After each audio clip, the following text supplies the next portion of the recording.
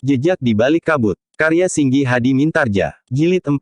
Paksi yang menyadari keadaannya, tidak akan mengelak. Mulai hari itu, ia akan membuat sebuah gubuk yang akan ditempatinya selama ia menjalani laku, meningkatkan ilmunya sebagai bekal untuk mencari cincin bermata 3 butir batu akik. Ia pun sudah yakin bahwa orang yang menyebut dirinya Marta Brewok adalah salah satu dari orang-orang aneh yang sama sekali tidak berniat buruk terhadapnya. Paksi itu pun kemudian mengucap syukur di dalam hatinya. Ia yang merasa terbuang dari keluarganya, telah menemukan keluarga baru meskipun kurang dapat dimengertinya, apakah yang sebenarnya mereka kehendaki. Mulai hari itu, Paksi sudah bertekad untuk membuat gubuk untuk berteduh dan untuk melindungi dirinya dari binatang buas di malam hari, jika ia sedang tidur. Tetapi pagi itu, setelah mandi dan berbenah diri, maka Paksi telah turun dari lereng Gunung Merapi untuk membeli alat-alat untuk dapur di pasar terdekat. Ia yakin bahwa di beberapa padukuhan itu tentu terdapat sebuah pasar yang menjual alat-alat dapur. Paksi berniat untuk tidak mondar-mandir membeli makan jika ia lapar. Ia ingin menyediakan makannya dengan membuatnya sendiri. Tetapi Paksi pun tidak ingin menarik perhatian, sehingga ada 1-2 orang yang ingin tahu, di mana ia tinggal. Ia ingin merahasiakan tempat tinggalnya selama ia menjalani laku. Menurut pendapatnya, gumuk kecil itu memang jarang sekali disentuh kaki, meskipun ada sebuah jalan setapak yang melintas di dekatnya.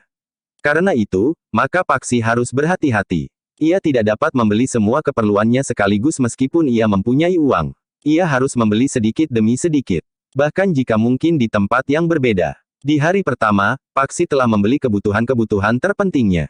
Bahkan beras, gula kelapa dan garam telah dibelinya pula. Lewat tengah hari, Paksi mulai membabat batang ilalang.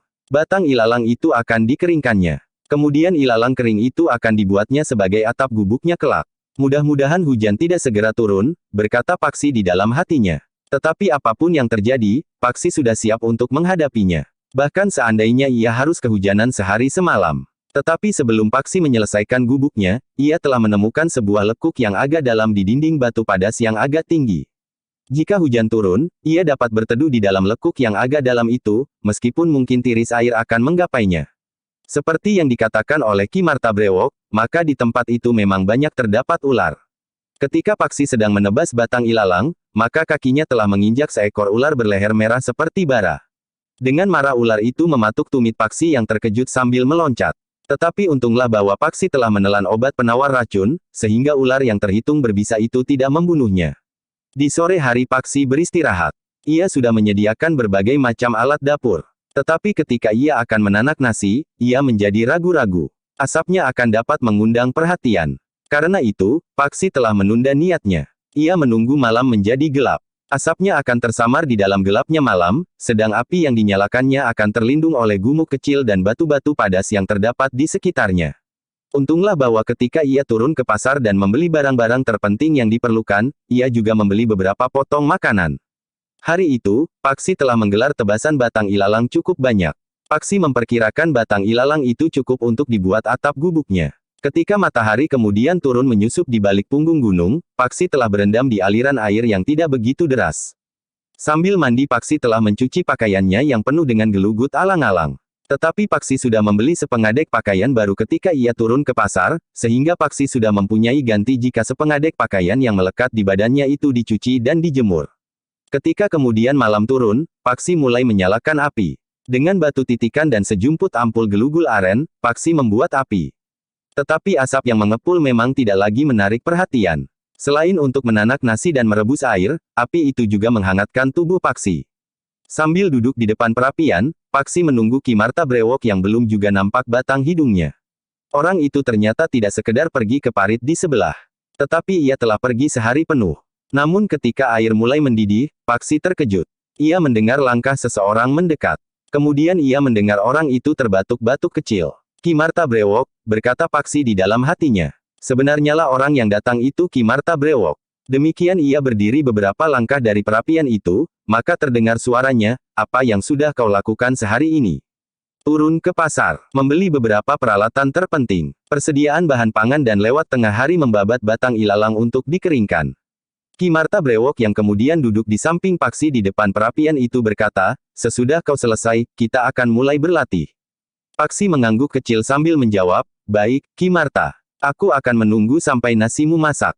Setelah makan dan beristirahat sebentar, aku akan datang lagi. Ki Marta akan pergi kemana? Aku akan melihat, apakah buah pisang di rumpun pisang di pinggir sungai itu sudah masak. Ki Marta Brewok tidak menunggu jawaban Paksi. Sejenak kemudian Ki Marta Brewok itu sudah hilang di dalam gelap. Paksi menarik nafas dalam-dalam. Ia masih harus menunggu beberapa saat. Ternyata Paksi juga dapat menanak nasi.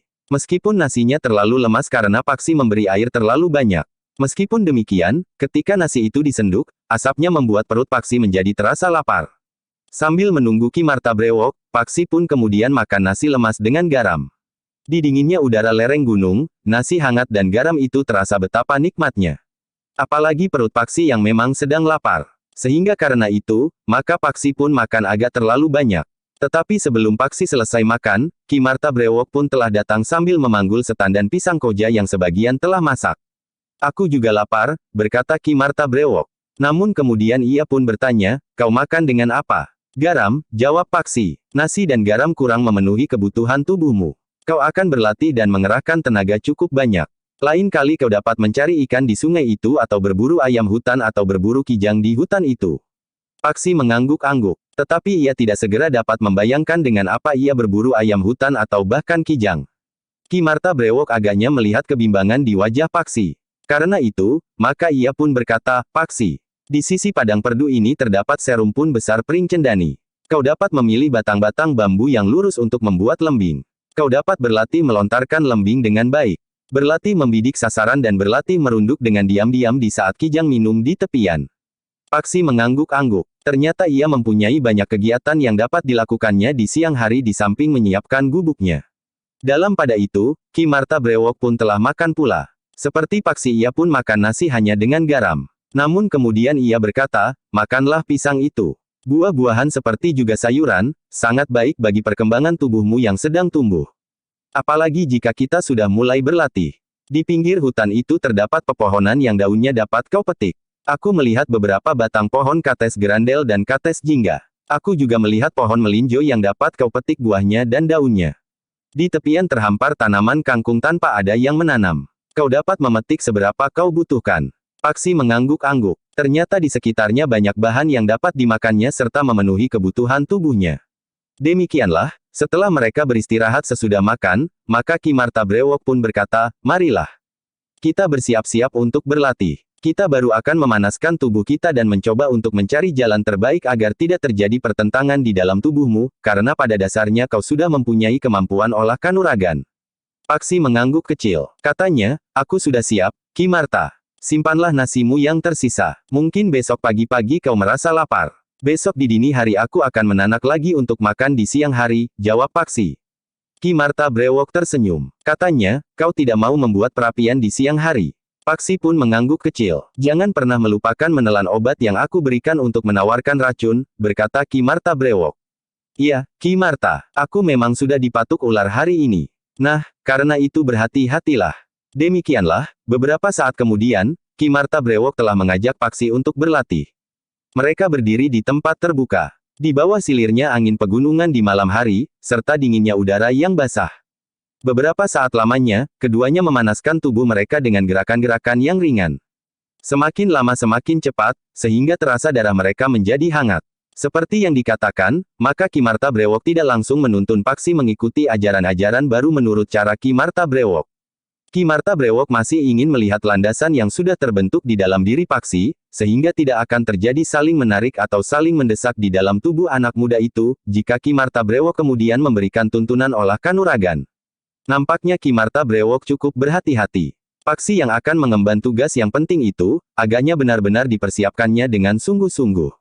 Malam itu belum banyak yang dilakukan oleh Paksi. Ki Marta Brewok minta agar Paksi menunjukkan unsur-unsur gerak yang dikuasainya. Sejauh diingatnya, Paksi diminta untuk menunjukkan urut-urutan latihan-latihan yang pernah dilakukan, dari unsur gerak yang pertama, kedua, ketiga dan seterusnya. Baiklah, berkala Ki Marta Brewok. Aku sudah melihat apa yang sudah kau kuasai. Aku juga sudah melihat bagaimana kau sendiri mengeterapkan dalam benturan kekuatan, kemampuan dan ilmu karena kita pernah bertempur. Perkembangan ilmumu nampaknya berlangsung dengan cepat. Ada semacam pengaruh yang tidak kau sadari nampak dalam kemampuan olah kanuragan yang kau kuasai. Paksi tidak menjawab. Tetapi sekilas terbayang kembali orang yang mengaku pengikut Kebo Lorok yang tiba-tiba saja telah menyerangnya dan bertempur beberapa lama, sehingga akhirnya orang itu melarikan diri. Orang itu memberikan kemungkinan-kemungkinan yang lebih luas bagi perkembangan ilmuku, berkata Paksi di dalam hatinya. Namun dalam pada itu, Ki Marta Brewok pun berkata, baiklah anak muda. Malam ini kita masih belum berbuat banyak. Aku kira apa yang kita lakukan malam ini sudah cukup. Beristirahatlah dengan baik. Kau tentu letih. Nampaknya pagi tadi kau harus hilir mudik membeli kebutuhan terpenting. Kemudian membuat perapian dan menebas ilalang, menggelarnya di panas matahari. Kemudian kau mulai berlatih. Paksi mengangguk kecil. Ia memang merasa letih. Tetapi seandainya Ki Marta Brewok masih menghendakinya untuk berlatih terus, maka Paksi pun tidak berkeberatan. Namun Paksi pun kemudian menghentikan kegiatannya pada malam itu. Paksi pun kemudian beristirahat beberapa lama untuk mengeringkan keringatnya. Namun dalam pada itu, sambil menunggu keringatnya kering, maka Ki Marta Brewok telah memberikan beberapa petunjuk bagi masa depan Paksi yang masih sangat muda itu. Umurnya telah menginjak 17, terngiang suara ayahnya memerintahkannya keluar dari rumah untuk mencari cincin bermata 3 butir batu akik. Waktu itu ibunya berkata, kau sengaja mengusirnya. Paksi menarik nafas panjang. Waktu itu Paksi sendiri memang meragukan. Apakah yang dikatakan oleh ayahnya itu bukan sekedar cerita ngayawara sebagai alasan untuk mengusirnya sebagaimana dikatakan oleh ibunya? Ternyata yang sedang memburu cincin bermata 3 butir batu akik itu bukan hanya ayahnya saja. Beberapa orang telah menyebut-nyebutnya pula. Dalam pada itu, Ki Marta Brewok pun berkata, Paksi. Ternyata bahwa berita tentang hilangnya cincin dari istana itu sudah didengar oleh banyak orang. Ketika kau mengatakan bahwa kau akan mengembalikan cincin itu kepada orang yang lebih berhak, maka aku menduga bahwa kau termasuk salah seorang dari mereka yang memburu cincin itu. Mungkin bukan terdorong oleh kemauanmu sendiri, karena aku tidak yakin bahwa kau sudah memerlukannya. Tetapi atas dasar alasan apapun, kau termasuk di antara orang-orang yang mencarinya. Paksi menundukkan kepalanya. Semilir angin malam di pegunungan membuat kulitnya meremang. Dinginnya malam bagaikan menusuk sampai ke tulang. Ki Marta Brewok itu pun kemudian berkata selanjutnya, Paksi. Sebenarnya kau masih terlalu muda untuk terjun dalam arena perburuan cincin itu. Tetapi bukan berarti bahwa kau harus mengundurkan diri. Lakukan jika kau memang sudah mantap untuk melakukan. Tetapi kerja itu bukan sekedar main-main. Bukankah Ki Marta Brewok juga membutuhkan cincin itu meskipun hanya untuk 3 hari? Paksi sengaja meyakinkan dirinya bahwa Ki Marta Brewok sebenarnya tidak bermaksud jahat terhadapnya. Justru sebaliknya, Ki Marta Brewok mengerutkan dahinya. Namun kemudian ia pun tertawa. Katanya, kau memang cerdik. Tetapi biarlah aku menjawab, bahwa aku membutuhkan cincin itu selama 3 hari agar aku tidak perlu menanam tubuhmu di bawah bangunan utama padepokan yang akan didirikan itu. Paksi menarik nafas panjang. Sudahlah, berkata Ki Marta Brewok. Tidurlah. Kau masih mempunyai banyak kerja besok. Siang dan malam. Karena besok malam kita akan benar-benar mulai agar waktumu tidak banyak terbuang. Mudah-mudahan cincin itu belum jatuh ke tangan orang-orang yang berniat buruk, sehingga akan dapat mempunyai nilai yang lain. Paksi mengangguk-angguk pula. Paksi mengerti, bahwa di tangan orang-orang yang berniat jahat, maka cincin itu akan dapat diperjualbelikan dengan harga yang sangat mahal. Tetapi juga akan dapat menjadi rebutan dan menimbulkan banyak korban. Sementara itu, dari Istana Pajang pun telah menyebar beberapa orang yang mencari cincin itu termasuk dirinya. Namun Paksi pun kemudian dapat mengambil kesan pula, bahwa perintah ayahnya kepadanya untuk mencari cincin itu memang mempunyai arti yang rangkap. Ayahnya memang sengaja mengusirnya sebagaimana dikatakan oleh ibunya, tetapi ayahnya juga masih dapat berharap, Paksi akan dapat menemukan, setidak-tidaknya memberikan keterangan tentang cincin itu. Tetapi seandainya tidak, maka maksudnya yang pertama sudah terlaksana. Paksi sendiri tidak mengetahui, kenapa bagi ayahnya, kehadirannya di rumah tidak sebagaimana kehadiran adik-adiknya. Tetapi Paksi tidak ingin merenunginya terlalu lama. Ki Marta Brewok telah berkata pula, tidurlah. Aku akan tidur pula, tetapi aku tidak akan tidur di sini.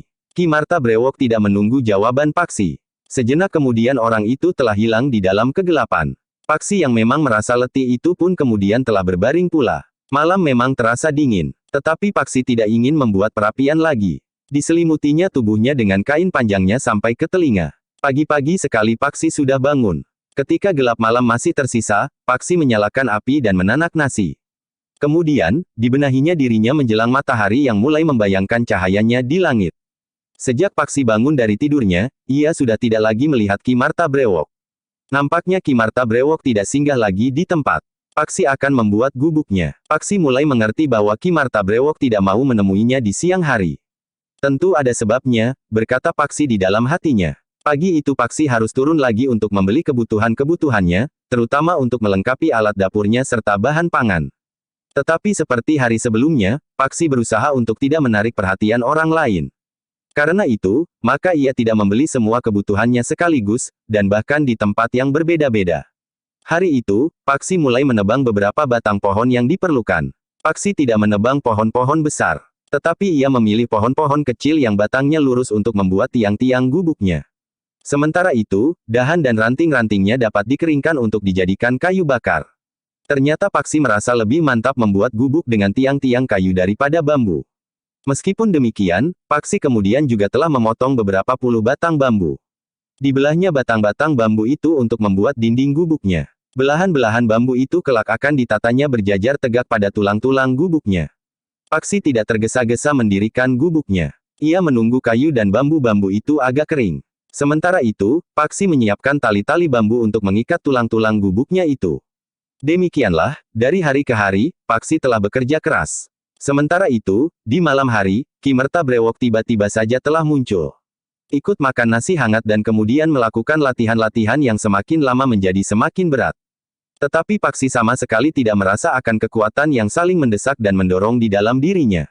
Yang dipelajarinya dari Ki Marta Brewok justru dapat mengangkat dan mengembangkan ilmu yang pernah diwarisinya dari gurunya. Bahkan beberapa landasan ilmunya menunjukkan sumber yang senafas dengan ilmu yang telah dikuasainya. Kecurigaan Paksi pun menjadi semakin meningkat, bahwa sebenarnya Ki Marta Brewok itu juga orang yang pernah menyerangnya dan mengaku anak buah kebol lorok itu. Namun Paksi memang tidak ingin memaksakan pendapatnya itu untuk mendapatkan pengakuan Ki Marta Brewok. Baginya hal itu tidak akan ada gunanya. Bahkan jika Ki Marta Brewok menjadi kecewa, maka hal itu akan dapat merugikannya. Dari hari ke hari maka latihan-latihan pun menjadi semakin rumit. Sementara itu di siang hari, Paksi sudah mulai mendirikan gubuknya. Ia harus menanam tiang-tiang kayunya. Kemudian memasang belandar dan pengeretnya. Diikatnya itu dengan tali bambu. Tetapi ketika kemudian Paksi menemukan beberapa batang pohon kelapa yang tumbuh di pinggir sungai tanpa ada pemiliknya, maka Paksi mulai membuat tali-tali serabut kelapa. Sedangkan kelapanya telah dipergunakannya untuk memasak sayur-sayuran sejauh dapat dilakukan. Bahkan Paksi pun telah membuat santan untuk membuat minuman sebagaimana dawet yang pernah dibelinya di pasar, meskipun tanpa cendol. Namun pada kesempatan lain, Paksi telah membeli cendol dan membuat dawet sendiri. Ketika Ki Marta Brewok yang berkeringat setelah latihan yang keras di malam hari disuguhi dawet cendol, maka Ki Marta Brewok itu pun berteriak, "Hei, dari mana kau dapatkan dawet cendol seperti ini?" "Aku membuat sendiri, Ki Marta." "Ah bohong, bagaimana mungkin kau dapat membuat dawet cendol? Aku hanya membeli cendolnya dan gula kelapa. Kemudian aku buat sendiri juru gula kelapa. Aku buat santan dan aku panasi sampai mendidih. Kemudian aku masukkan cendol ke dalamnya." "Dari siapa kau belajar?" desak Ki Marta Brewok. "Jika aku membeli kebutuhan sehari-hari di pasar, aku memperhatikan bagaimana orang membuat dawet cendol. Tetapi aku tidak tahu bagaimana membuat cendol itu." Ki Marta Brewok tertawa. Katanya, "Bagus. Dawet itu membuat tubuhku menjadi segar." Sebenarnya lah bahwa banyak hal yang membuat nalar Paksi berkembang. Ia pun ingin membuat gula kelapa sendiri karena ia pernah mendengar serba sedikit tentang orang membuat gula kelapa, mulai dan deres dengan bumbung bambu hingga memanasi legen yang disadapnya dari mayang pohon kelapa itu.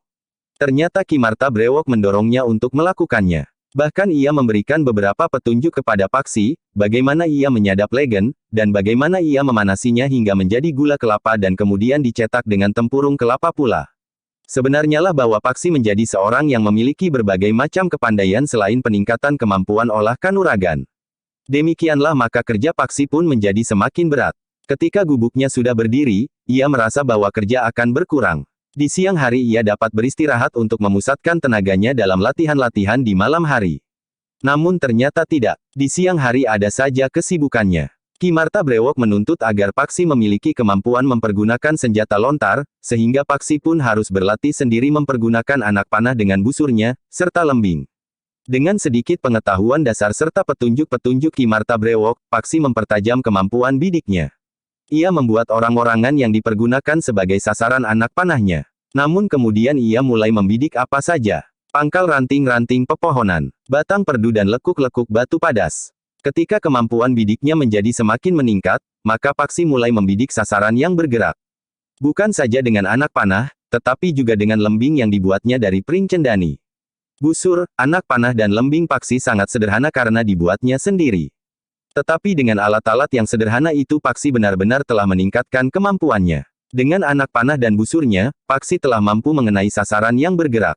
Untuk membuat anak panah dan lembing, Paksi memang harus membeli bedor besi pada pandai-pandai besi. Tetapi untuk tidak menarik perhatian, maka Paksi tidak membelinya di satu tempat, sebagaimana ia membeli alat-alat dapur serta bahan-bahan pangannya. Setiap kali ia berpindah tempat meskipun pada suatu saat ia kembali lagi kepada orang yang pertama. Tetapi waktu putaran itu membuat para penjualnya tidak lagi mengingatnya. Dengan demikian, maka di lereng gunung itu Paksi benar-benar telah menempa diri. Ki Marta Brewok yang datang hanya setiap malam itu, tidak lagi menjadi persoalan baginya. Kapanpun ia datang, bagi Paksi tidak ada lagi bedanya. Dengan laku yang berat, Paksi memang telah meningkatkan ilmunya. Tidak hanya beberapa hari, tetapi ternyata ia memerlukan waktu beberapa bulan. Meskipun semula Ki Marta Brewok itu memberinya ancar-ancar waktu 6 bulan untuk mencari cincin bermata 3 butir batu akik itu, ternyata waktu yang 6 bulan itu telah dihabiskannya di lereng gunung itu. Paksi yang kemudian seakan-akan hidup sendiri itu, justru telah memiliki berbagai macam kemampuan sehingga ia benar-benar mampu untuk mandiri. Di hutan perdu, Paksi telah membuat semacam ladang yang tidak terlalu luas. Ia telah menanam ketela pohon dan jagung. Setiap pagi, Paksi memanjat beberapa batang pohon kelapa yang tumbuh di pinggir sungai untuk menyadap legennya dan membuatnya menjadi gula. Ternyata gula itu dapat mencukupi kebutuhannya sendiri. Kangkung yang semula tumbuh liar di pinggir sungai telah dirawatnya dengan baik. Sedangkan pada pagar kebun jagungnya, Paksi menanam kacang panjang yang batangnya merambat pada pagar itu sebagai lanjaran. Bulan ke-6 pun akhirnya telah dilampauinya. Sementara itu, dengan laku yang berat, ilmu Paksi pun telah meningkat dengan cepat. Selain mengembangkan ilmu yang pernah diwarisinya dari gurunya, ternyata Paksi juga mampu membuat wawasan yang lebih luas tentang olah kanuragan. Ia tidak lagi mengandalkan kekuatan wadak wantahnya. Tetapi Paksi pun telah merambah ke tenaga dalamnya. Dengan latihan-latihan yang bersungguh-sungguh dan teratur, Paksi benar-benar menguasai bagian-bagian dari tubuhnya dengan baik, serta menguasai pula kekuatan-kekuatan yang tersimpan di dalamnya. Dengan mengatur pernafasan serta pemusatan nalar budi dan keweningan hati, maka Paksi dapat mencapai keseimbangan pengendalian lahir dan batinnya pada saat-saat yang dikehendaki meskipun Paksi sedang dalam keadaan apapun. Ki Marta Brewok telah memperkenalkan Paksi dengan getar kekuatan bumi, air, api dan angin yang ada di dalam dirinya, yang dapat diungkapkannya dengan laku yang khusus. Untuk itu diperlukan latihan-latihan yang berat dan pengenalan yang lebih mendalam. Dalam waktu yang terhitung singkat, menjelang bulan ke-10, maka Paksi sudah menjadi seorang anak muda yang lain. Ia menjadi jauh lebih dewasa. Bukan saja dalam ilmu kanuragan, tetapi Paksi benar-benar telah mampu hidup mandiri. Kegiatan Paksi sehari-hari semakin berkembang. Ia sudah memetik hasil tanamannya beberapa kali. Beberapa batang pohon kelapa di pinggir sungai dipeliharanya baik-baik. Setiap kali Paksi telah membersihkan batang-batang kelapa itu dari tapas dan pangkal daun yang sudah mengering. Dengan demikian, maka pohon kelapa yang berjajar di pinggir sungai itu buahnya menjadi semakin lebat. Sedangkan beberapa batang yang diambil legennya, memberikan legen yang lebih banyak pula. Tubuh Paksi pun berkembang dengan baik. Kaki dan tangannya menjadi kokoh dan kuat. Latihan-latihan yang teratur siang dan malam, membuat Paksi menjadi seorang yang jarang ada bandingnya. Namun perkembangan itu tidak terlepas dari usaha yang sungguh-sungguh yang dilakukan oleh Ki Marta Brewok. Dengan keras Ki Marta Brewok berusaha menempa agar Paksi benar-benar menjadi seorang anak muda pilihan. Meskipun Ki Marta Brewok hanya hadir di malam hari, tetapi Paksi tidak pernah mempersoalkannya lagi. Ia tahu benar, bahwa Ki Marta Brewok telah berbuat yang terbaik baginya. Jika sampai saatnya, rahasia itu tentu akan terungkap dengan sendirinya, berkata Paksi di dalam hatinya. Paksi memang tidak ingin rahasia kehadiran Ki Marta Brewok yang hanya pada malam hari itu menjadi hambatan. Setiap kali petunjuk-petunjuk dan nasihat-nasihat Ki Marta Brewok tidak menyangsikannya, bahwa tersembunyi niat buruk di balik sikap Ki Marta Brewok. Dengan demikian, maka peningkatan ilmu Paksi itu pun berjalan dengan cepat, teratur dan sesuai dengan rencana yang dibuat oleh Ki Marta Brewok, justru karena tidak terasa ada hambatan di kedua belah pihak. Paksi dan Ki Marta Brewok nampaknya telah mencurahkan kepercayaan masing-masing sesuai dengan kedudukan mereka, sehingga dengan kepercayaan yang penuh itu, maka segala pintu pun telah terbuka. Masing-masing dapat melihat keluar dan ke dalam tanpa tirai betapapun tipisnya. Meskipun demikian, sekali-sekali jantung Paksi masih juga digelitik oleh tugas yang dibebankan kepadanya oleh ayahnya untuk menemukan cincin bermata 3 butir batu akik itu. Bahkan Kimarta Brewok juga pernah mengatakan kepadanya, agar ia mencari cincin itu. Apakah benar-benar Kimarta Brewok memerlukan cincin itu atau sekedar sebagai cambuk terhadap usahanya, namun Kimarta Brewok pernah mendorongnya untuk menemukan cincin itu. Tetapi Paksi tidak pernah mengatakannya kepada Kimarta Brewok.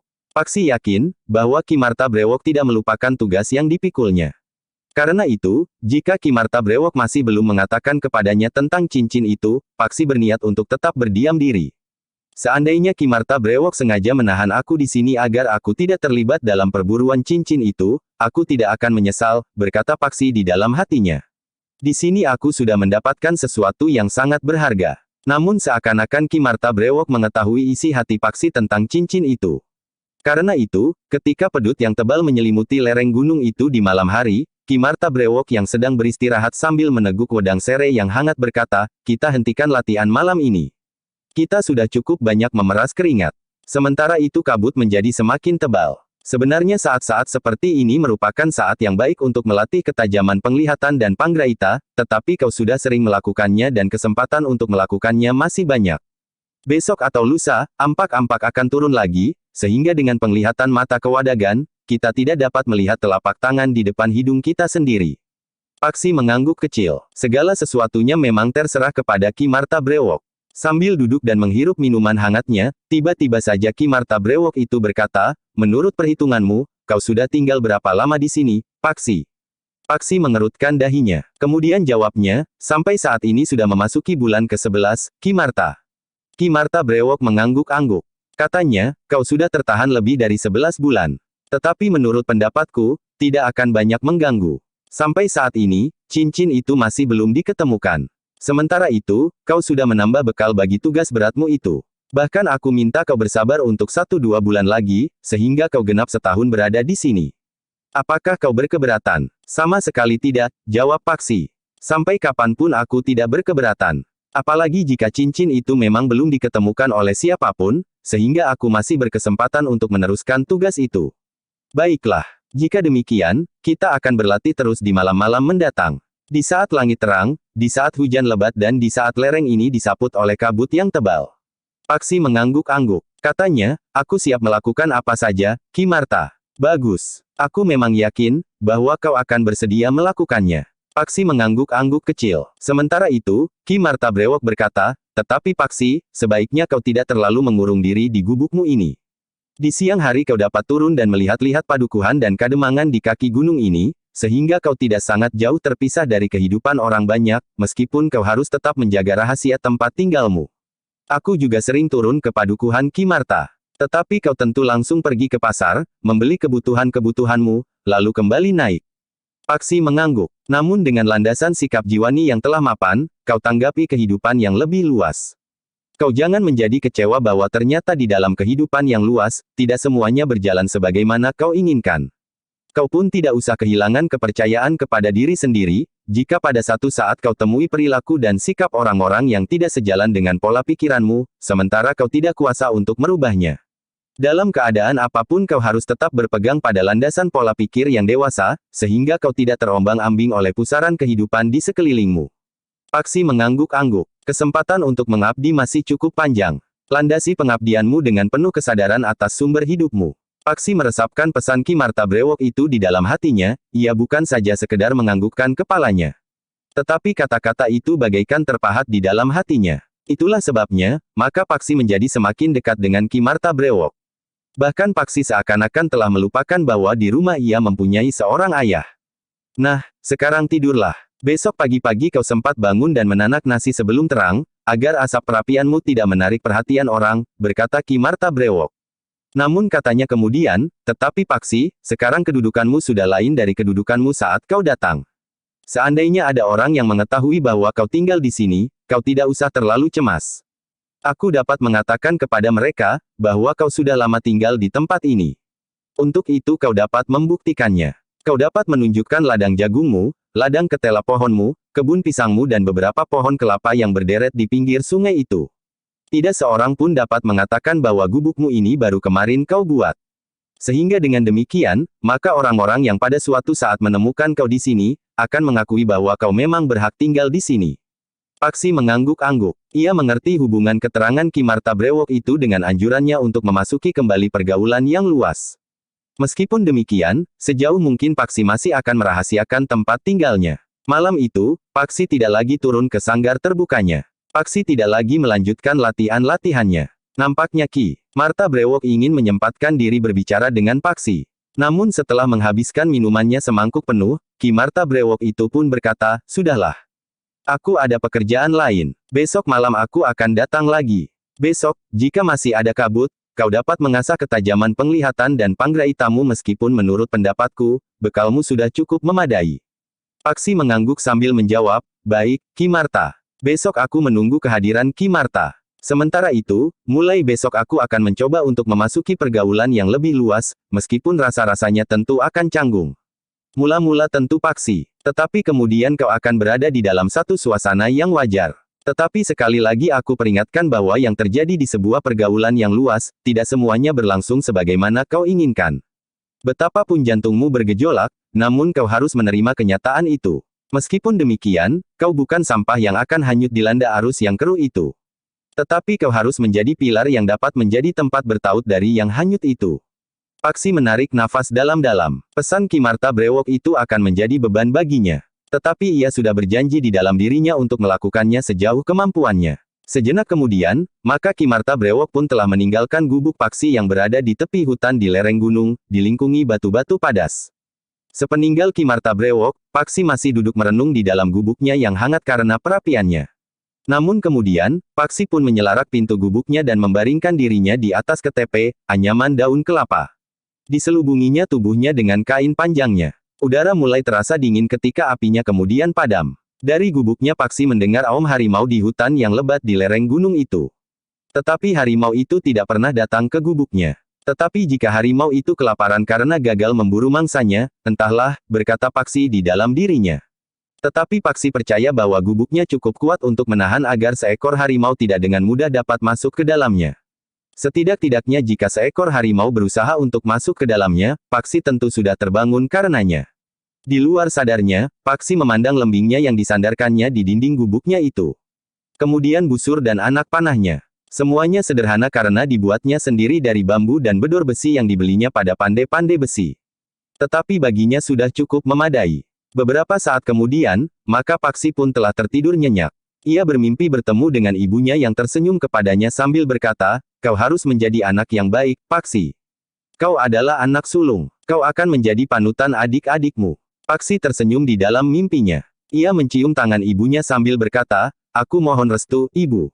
Perjalananku masih jauh. Berjalanlah anakku. Ibu selalu menunggumu." Ketika Paksi terbangun, maka ia pun kemudian duduk memeluk lututnya, tetapi ia tidak menjadi cemas akan ibunya. Ia melihat wajah ibunya yang cerah. "Mudah-mudahan hati ibu secerah wajahnya yang aku lihat di dalam mimpi," desis Paksi yang kembali membaringkan dirinya. Sebelum matahari terbit, Paksi sudah bangun. Seperti biasanya ia membenahi dirinya. Bukan hanya kewadagannya. Baru kemudian ia mulai menyalakan api selagi sisa-sisa malam masih gelap.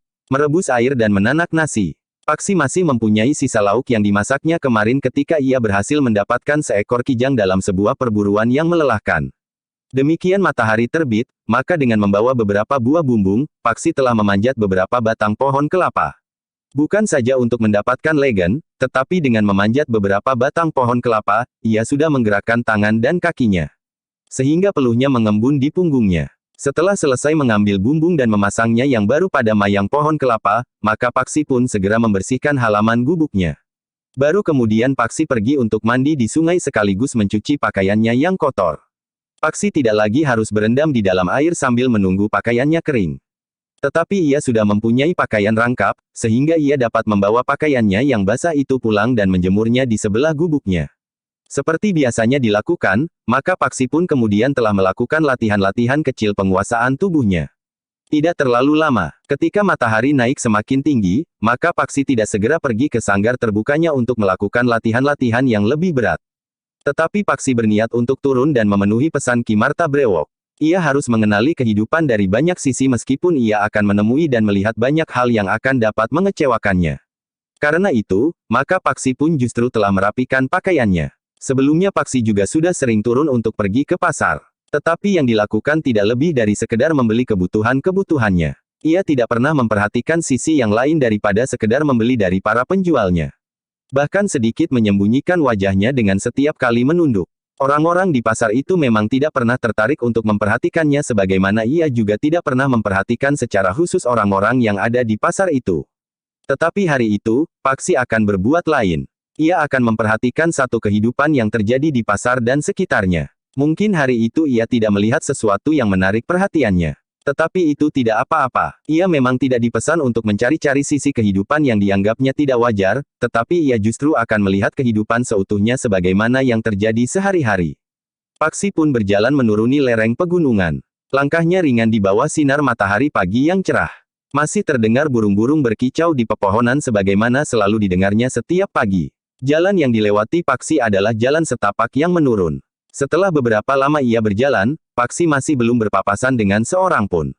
Namun ia sudah berada di bulak persawahan. Sawah yang ditata seperti sebuah tangga raksasa membentang di lereng gunung. Baru beberapa saat kemudian, Paksi melihat seseorang yang berada di sawahnya untuk membersihkan tanaman padinya dari rerumputan yang tumbuh dengan liar. Orang itu sama sekali tidak menghiraukan Paksi yang berjalan menurun sambil memandanginya. Namun di kotak sawah yang lain, Paksi juga melihat seorang yang rambutnya sudah putih, membuka pematang sawahnya untuk mengalirkan air yang mengalir di parit. Namun nampaknya di lereng gunung itu, para petani tidak pernah kekurangan air, bahkan di musim kemarau sekalipun. Beberapa saat kemudian, Paksi sudah memasuki sebuah padukuhan. Sudah beberapa kali ia berjalan melalui jalan yang membelah padukuhan itu. Tetapi sebelumnya ia tidak pernah menghiraukan apa yang terdapat di padukuhan itu. Meskipun padukuhan itu terletak di kaki gunung, tetapi nampaknya kesejahteraan penduduknya tidak terbelakang dibanding padukuhan-padukuhan yang pernah dilihatnya sebelumnya. Nampaknya sawah yang subur di sekitar padukuhan itu memberikan hasil yang cukup, sehingga sebagian dapat ditukar dengan kebutuhan-kebutuhan yang lain. Pakaian, ternak dan bahkan lembu atau kerbau yang kemudian dapat membantu para petani untuk meningkatkan penghasilan mereka. Putaran yang demikian itu membuat sisi kehidupan para penghuni padukuhan itu menjadi semakin baik. Dengan demikian, maka para pedagang pun mendapat lapangan yang semakin subur pula di lingkungan itu. Pasar menjadi semakin ramai. Paksi menarik nafas dalam-dalam. Matahari memanjat langit semakin tinggi.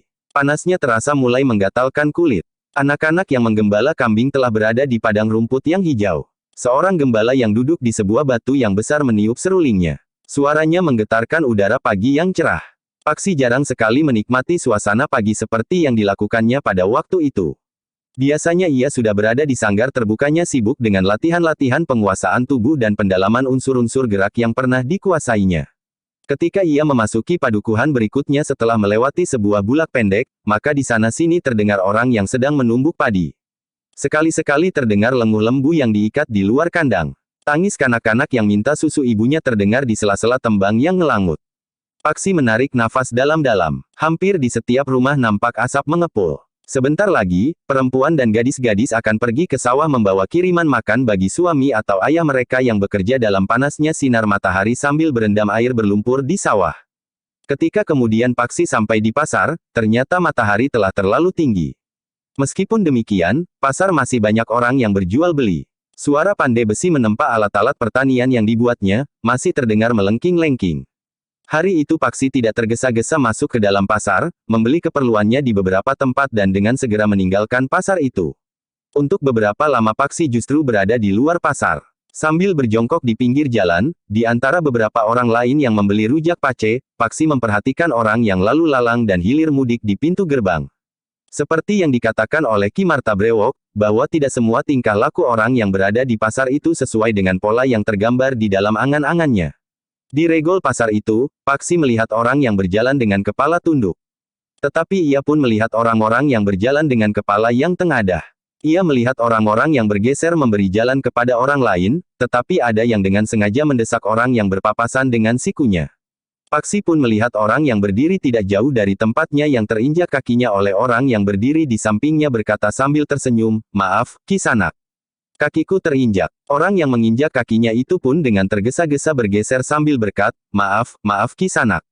Aku tidak tahu. Tetapi ketika seorang muda yang berwajah garang terinjak kakinya, maka dengan mata terbelalak ia membentak, "Di mana kau letakkan matamu, hei?"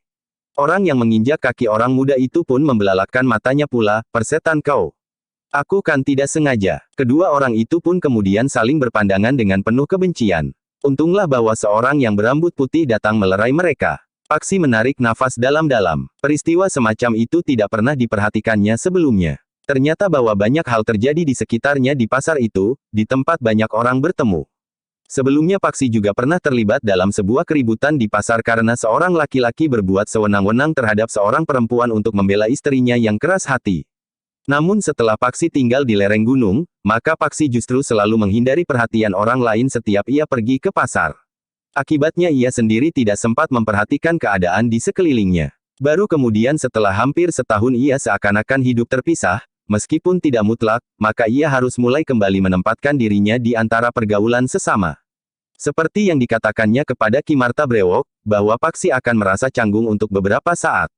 Tetapi perlahan-lahan ia akan menjadi terbiasa kembali. Ia akan mengenal satu dua orang yang sering dijumpainya di pasar itu, sehingga dengan mereka Paksi akan dapat berbincang dan mendengar cerita tentang beberapa hal yang terjadi di luar lingkungannya yang sempit.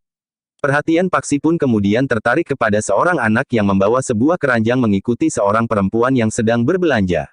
Nampaknya anak itu diupah untuk membawa barang-barang yang dibeli oleh perempuan itu. Karena itu dengan telaten anak itu mengikuti kemana perempuan itu pergi. Di luar sadarnya, Paksi pun telah mengikutinya pula. Jika perempuan yang berbelanja itu berhenti, maka anak yang membawa keranjang itu pun berhenti pula. Semakin lama keranjang yang dibawanya itu menjadi semakin penuh dan semakin berat. Karena itu, maka anak itu pun kemudian telah meletakkan keranjang itu di atas kepalanya.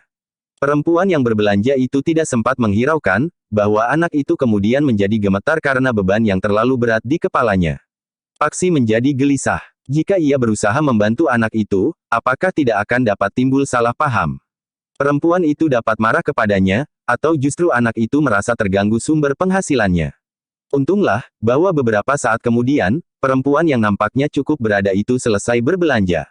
Karena itu, maka perempuan itu telah mengajak anak yang membawa keranjang di atas kepalanya itu keluar.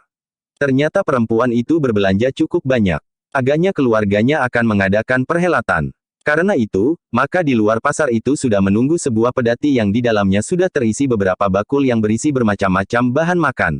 Ada beras, telur, gula kelapa dan beberapa ekor ayam. Paksi berdiri agak jauh dari pedati itu. Ia melihat anak itu meletakkan keranjangnya di bibir belakang pedati yang berhenti di pinggir jalan. Nampak di wajah anak itu betapa beratnya beban yang diusung di atas kepalanya itu, sehingga mulutnya menyeringai. Di luar sadarnya, bibir Paksi ikut bergerak-gerak. Rasa-rasanya ia ingin meloncat membantu anak itu. Tetapi ia masih menahan diri agar tidak menimbulkan persoalan karena terjadi salah paham. Ternyata perempuan yang berbelanja itu tidak sendiri. Seorang perempuan lain kemudian datang pula bersama perempuan yang menggendong bakul yang juga sudah penuh, yang kemudian diletakkan ke dalam pedati itu pula. Paksi tersenyum ketika ia melihat perempuan yang menggendong bakul yang penuh itu serta anak yang mengusung keranjang di kepalanya, menerima upahnya. Anak itu nampak gembira, sementara perempuan itu pun tersenyum pula. Mereka telah menerima hasil jerih payah mereka. Baru kemudian Paksi mengetahui, bahwa anak yang mengusung keranjang itu adalah anak laki-laki perempuan yang menggendong beban di punggungnya.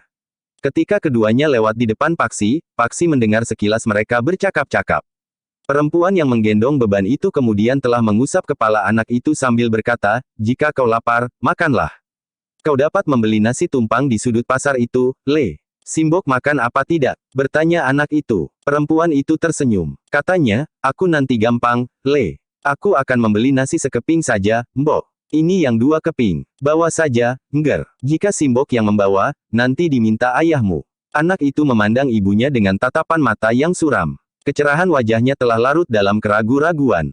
Tetapi ibunya masih tersenyum. Katanya, "Sudahlah. Sekarang kau beli nasi tumpang. Jangan hanya sekeping. Belilah 2 keping biar perutmu kenyang. Belum tentu siang nanti kau dapat makan lagi. Jika kau kenyang, maka kau dapat bekerja lebih baik seandainya masih ada orang yang minta kau membawa barang-barangnya." Anak itu mengangguk-angguk. Ketika ibunya kemudian melangkah kembali ke pintu gerbang pasar, maka anak itu pun menghambur berlari.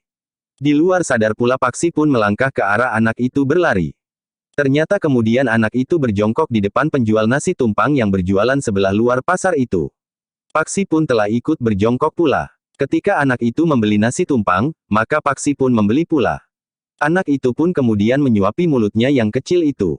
Nasi tumpang itu terasa nikmat sekali, sehingga di mulut Paksi pun nasi itu pun rasa-rasanya menjadi jauh lebih enak daripada nasi tumpang yang pernah dimakannya sebelumnya. Anak itu nampak kecewa ketika nasi tumpangnya itu habis. Ia masih memegang pincuk tempat nasi itu. Nampak di wajahnya keraguan-raguan untuk membuang pincuk nasi itu. Nampaknya anak itu ingin membeli nasi lagi. Tetapi ia mempertimbangkan sisa uangnya yang mungkin dapat dipergunakan untuk keperluan yang lain. Selagi anak itu termangu-mangu, maka Paksi pun bertanya, "Kau masih lapar?" Anak itu memandang Paksi dengan kerut di keningnya. "Jika kau masih lapar, mintalah sepincuk lagi." Anak itu termangu-mangu sejenak. Namun dengan jujur ia berkata, "Aku akan memberikan sisa uangku kepada Simbok." Paksi tersenyum. Katanya, "Biarlah aku yang membayarnya." Semuanya. Anak itu nampak ragu-ragu. Namun Paksi pun kemudian mengambil beberapa keping uang dari kantong ikat pinggangnya. Sambil menunjukkan uang itu ia berkata, "Benar. Aku akan membayar semuanya. 2 atau 3 pincuk nasi tumpang." Anak itu masih ragu-ragu. Namun Paksi telah mengambil pincuk dari tangan anak itu dan memberikannya kepada penjual nasi itu, "Berilah 1 lagi. Aku yang akan membayar berapapun yang akan dihabiskannya." Penjual nasi tumpang itu pun menjadi ragu-ragu pula. Namun Paksi pun segera memberikan 5 keping uang. Katanya, "Terimalah. Nanti kita perhitungkan, berapa yang harus aku bayar. Kurang atau lebih." Penjual nasi itu menerima uang itu dengan wajah yang masih saja nampak ragu. Namun kemudian disimpannya uang itu di bawah lambaran daun di atas tampahnya. Kemudian ia pun mengisi pincuk anak itu dengan nasi tumpang lagi. Anak itu menjadi keheranan. Ia belum pernah bertemu dengan orang yang tiba-tiba saja membayar nasi yang dibelinya.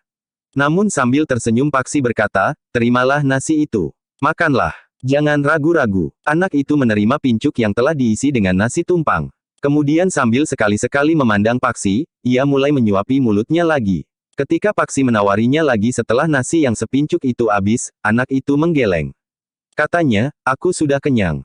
Paksi tersenyum. Katanya, "Uang itu masih tersisa. Kau baru makan 2 pincuk, aku 1. Jika harganya masing-masing sekeping, maka masih tersisa uang 2 keping." Tetapi anak itu menggeleng lagi sambil berkata, "Aku sudah kenyang." "Nah, jika demikian, ambil kembalinya. 2 keping. Anak itu menjadi semakin heran. Bahkan penjual nasi itu pun menjadi heran pula. Tetapi akhirnya anak itu mau menerima 2 keping yang diberikan dengan ragu oleh penjual nasi tumpang itu. Beberapa saat kemudian, Paksi duduk di bawah sebatang pohon waru dengan anak yang masih saja membawa keranjangnya. "Siapa namamu?" bertanya Paksi. "Kinong," jawab anak itu. Paksi tersenyum. Katanya, "Tentu karena dahimu yang sedikit menonjol itu." Anak itu memandang Paksi sejenak. Namun kemudian sambil tersenyum ia pun mengangguk. "Apakah setiap hari kau berada di pasar ini?" "Iya, Kakang," jawab Kinong. "Namaku Paksi," berkata Paksi kemudian. Anak itu mengerutkan dahinya. Tetapi anak itu mengangguk-angguk sambil berdesis, "Ya, Kakang Paksi. Aku sering pergi ke pasar ini. Tetapi baru sekali ini aku melihat kau dengan keranjangmu." "Sudah beberapa bulan aku membantu Simbok," jawab Kinong. "Di mana ayahmu?" bertanya Paksi. Anak itu memandang Paksi sejenak. Namun kemudian wajahnya menunduk sambil berdesis, "Ayah tidak mau mencari uang." "Ayah bekerja di sawah," bertanya Paksi pula. "Ayah sudah tidak mempunyai sawah lagi." "Kenapa?" "Sawah ayah sudah digadai orang. Ayah kalah berjudi. Sekarang ayah hanya di rumah saja jika tidak sedang berjudi. Simboklah yang harus mencari makan di pasar ini. Dan kau selama ini berusaha membantu ibumu." Kinong mengangguk. "Berapa orang jumlah saudaramu?" "Seorang. Aku mempunyai kakak perempuan yang harus tinggal di rumah untuk menanak nasi jika kebetulan Simbok mempunyai beras." Paksi menarik nafas dalam-dalam. Keluarga Kinong memerlukan pertolongan. Tetapi Paksi tidak tahu, bagaimana caranya. Tentu ia tidak dapat ke rumah Kinong, kemudian memberi uang kepada keluarga itu. Jika demikian, maka uang itu tentu akan diambil oleh ayah Kinong dan dipergunakannya untuk berjudi. Paksi pun tidak sebaiknya memberi uang Kinong setiap pagi. Dengan demikian, maka jika saatnya nanti ia harus meninggalkan tempat itu, maka Kinong akan menjadi sangat kecewa. Selain itu, pemberiannya itu akan dapat membuat Kinong menjadi malas. Paksi menarik nafas dalam-dalam. Sementara itu, Paksi melihat ibu Kinong itu mengikuti seorang yang sedang berbelanja dengan menggendong sebuah bakul yang penuh dengan berbagai macam barang. Nampaknya Ibu Kinong sudah diupah lagi untuk membawa barang-barang dari seorang perempuan yang sudah agak tua yang sedang berbelanja. Kakang, aku akan membantu Simbok, berkata Kinong sambil bangkit berdiri. Anak itu tidak menunggu jawab. Ia pun segera berlari-lari mendapatkan ibunya untuk membantu sebagian dari bebannya di dalam keranjang kecilnya. Perempuan tua yang sedang berbelanja itu berpaling. Tetapi nampaknya ia tidak berkeberatan, seorang anak laki-laki membantu membawa barang-barang itu. Bahkan nampaknya perempuan itu sudah saling mengenal dengan Ibu Kinong. Ketika mereka berhenti sejenak untuk memindahkan beberapa jenis bawaan ibunya ke dalam keranjang Kinong, Paksi melangkah mendekati. Dari pembicaraan mereka Paksi mengetahui bahwa Ibu Kinong itu justru sudah menjadi langganan perempuan tua itu. Setiap kali perempuan tua itu berbelanja, ia tentu mencari Ibu Kinong untuk membantu membawa barang-barangnya. Bukan hanya sampai di luar pasar, tetapi sampai ke rumahnya yang berantara dua bulak yang tidak terlalu panjang dari pasar itu. Paksi memperhatikan ketiga orang yang berjalan menjauhi pasar itu. Kinong justru berjalan di depan sambil membawa keranjang kecil itu di atas kepalanya. Ketika ketiga orang itu menjauh, maka Paksi pun kembali duduk di bawah pohon waru yang rindang itu. Namun tidak ada lagi yang menarik perhatian Paksi. Orang yang lalu lalang di depan pasar itu adalah hal yang setiap hari terjadi. Anak-anak yang ikut berbelanja dengan orang tuanya merengek minta dibelikan mainan yang dijual di sebelah pintu gerbang. Seorang gadis kecil menjadi gembira, ketika ibunya membeli sebuah golek kayu, bahkan dengan selendang kecilnya sekaligus. Golek kecil itu pun kemudian diembannya dengan sayang. Diusapnya dahinya dengan jari-jarinya yang kecil sambil berdendang. Paksi menarik nafas dalam-dalam. Rasa-rasanya ia ikut bergembira bersama gadis kecil yang menggendong anak-anakannya yang terbuat dari kayu itu. Paksi terkejut ketika seorang anak muda tiba-tiba saja duduk di sampingnya. Sambil berdesah ia berkata, udaranya panas sekali, Kisanak. Iya, jawab Paksi. Tetapi di bawah pohon ini terasa amat sejuk, sehingga aku menjadi mengantuk karenanya. Anak muda itu tersenyum. Katanya, iya, beberapa saat aku duduk di sini, aku tentu akan mengantuk pula. Paksi yang kemudian beringsut sempat memandang anak muda itu sejenak. Tetapi ia tidak melihat sesuatu yang menarik pada anak muda itu. Seperti anak-anak muda yang lain, maka wajahnya nampak terang. Dengan ramah anak muda itu bertanya, kau sering datang ke pasar ini, Kisanak? Hanya sekali-sekali, jawab Paksi. Oh, anak muda itu mengangguk-angguk. Bagaimana dengan kau? Bertanya Paksi. Aku sering sekali pergi ke pasar ini. Ibuku berjualan di sini. Pagi-pagi aku mengantar ibu ke pasar ini dan di siang hari begini aku menjemputnya. Paksi mengangguk-angguk. Hampir di luar sadarnya Paksi bertanya, ibumu berjualan apa? Kain lurik, jawab anak muda itu. Paksi masih saja mengangguk-angguk. Ketika ia berniat menanyakan rumah anak muda itu, maka niatnya diurungkannya. Jika hal itu dilakukannya, anak muda itu tentu akan bertanya kepadanya pula, di mana ia tinggal. Ternyata anak muda itu juga tidak bertanya, di mana Paksi tinggal, sehingga Paksi tidak harus membuat cerita tentang tempat tinggalnya. Karena itu, maka untuk menghindari pertanyaan-pertanyaan yang belum siap dijawabnya, maka Paksi pun kemudian justru bangkit dan berkata, aku sudah cukup lama beristirahat. Aku akan mencari bibiku di pasar itu. Anak muda itu berpaling. Dengan tanpa banyak ingin tahu tentang anak muda itu, ia pun menjawab, silahkan. Paksi pun kemudian telah melangkah pergi menuju ke pintu gerbang pasar. Tetapi ia tidak masuk ke dalamnya. Bahkan kemudian ia pun telah melangkah menjauh. Paksi pun kemudian telah menyusuri jalan kembali ke gubuknya di lereng gunung. Hari itu Paksi tidak melakukan latihan-latihan berat. Ketika ia berada di sanggar terbukanya, maka ia hanya melakukan latihan-latihan ringan, agar urat-uratnya tidak serasa membeku. Demikian tubuhnya basah oleh keringat, maka Paksi pun menyudahi latihannya. Setelah mandi dan mencuci, maka Paksi pun lebih banyak duduk merenungi apa yang telah dilihatnya di pasar.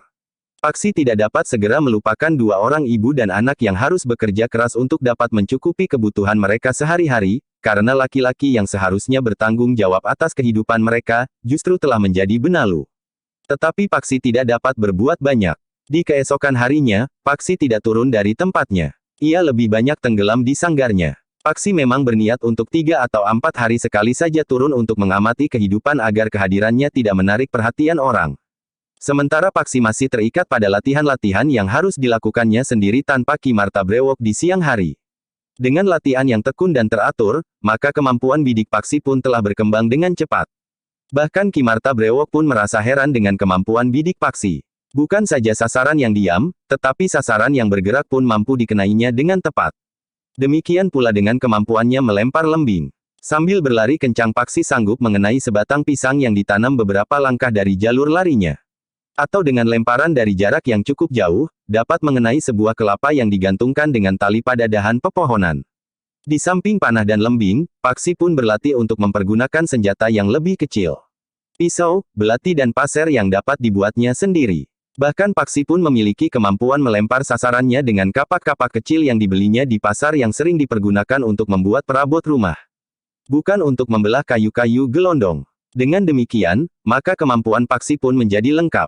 Di malam hari, Paksi masih tetap berlatih bersama Ki Marta Brewok di sanggar terbukanya. Namun sekali-sekali Ki Marta Brewok juga ingin melihat kemampuan bidik Paksi yang dilatihnya di siang hari. Nah, kau juga harus mengembangkan kemampuan bidikmu di malam hari, di mana kau berada di dalam lingkungan kegelapan, berkata Ki Marta Brewok.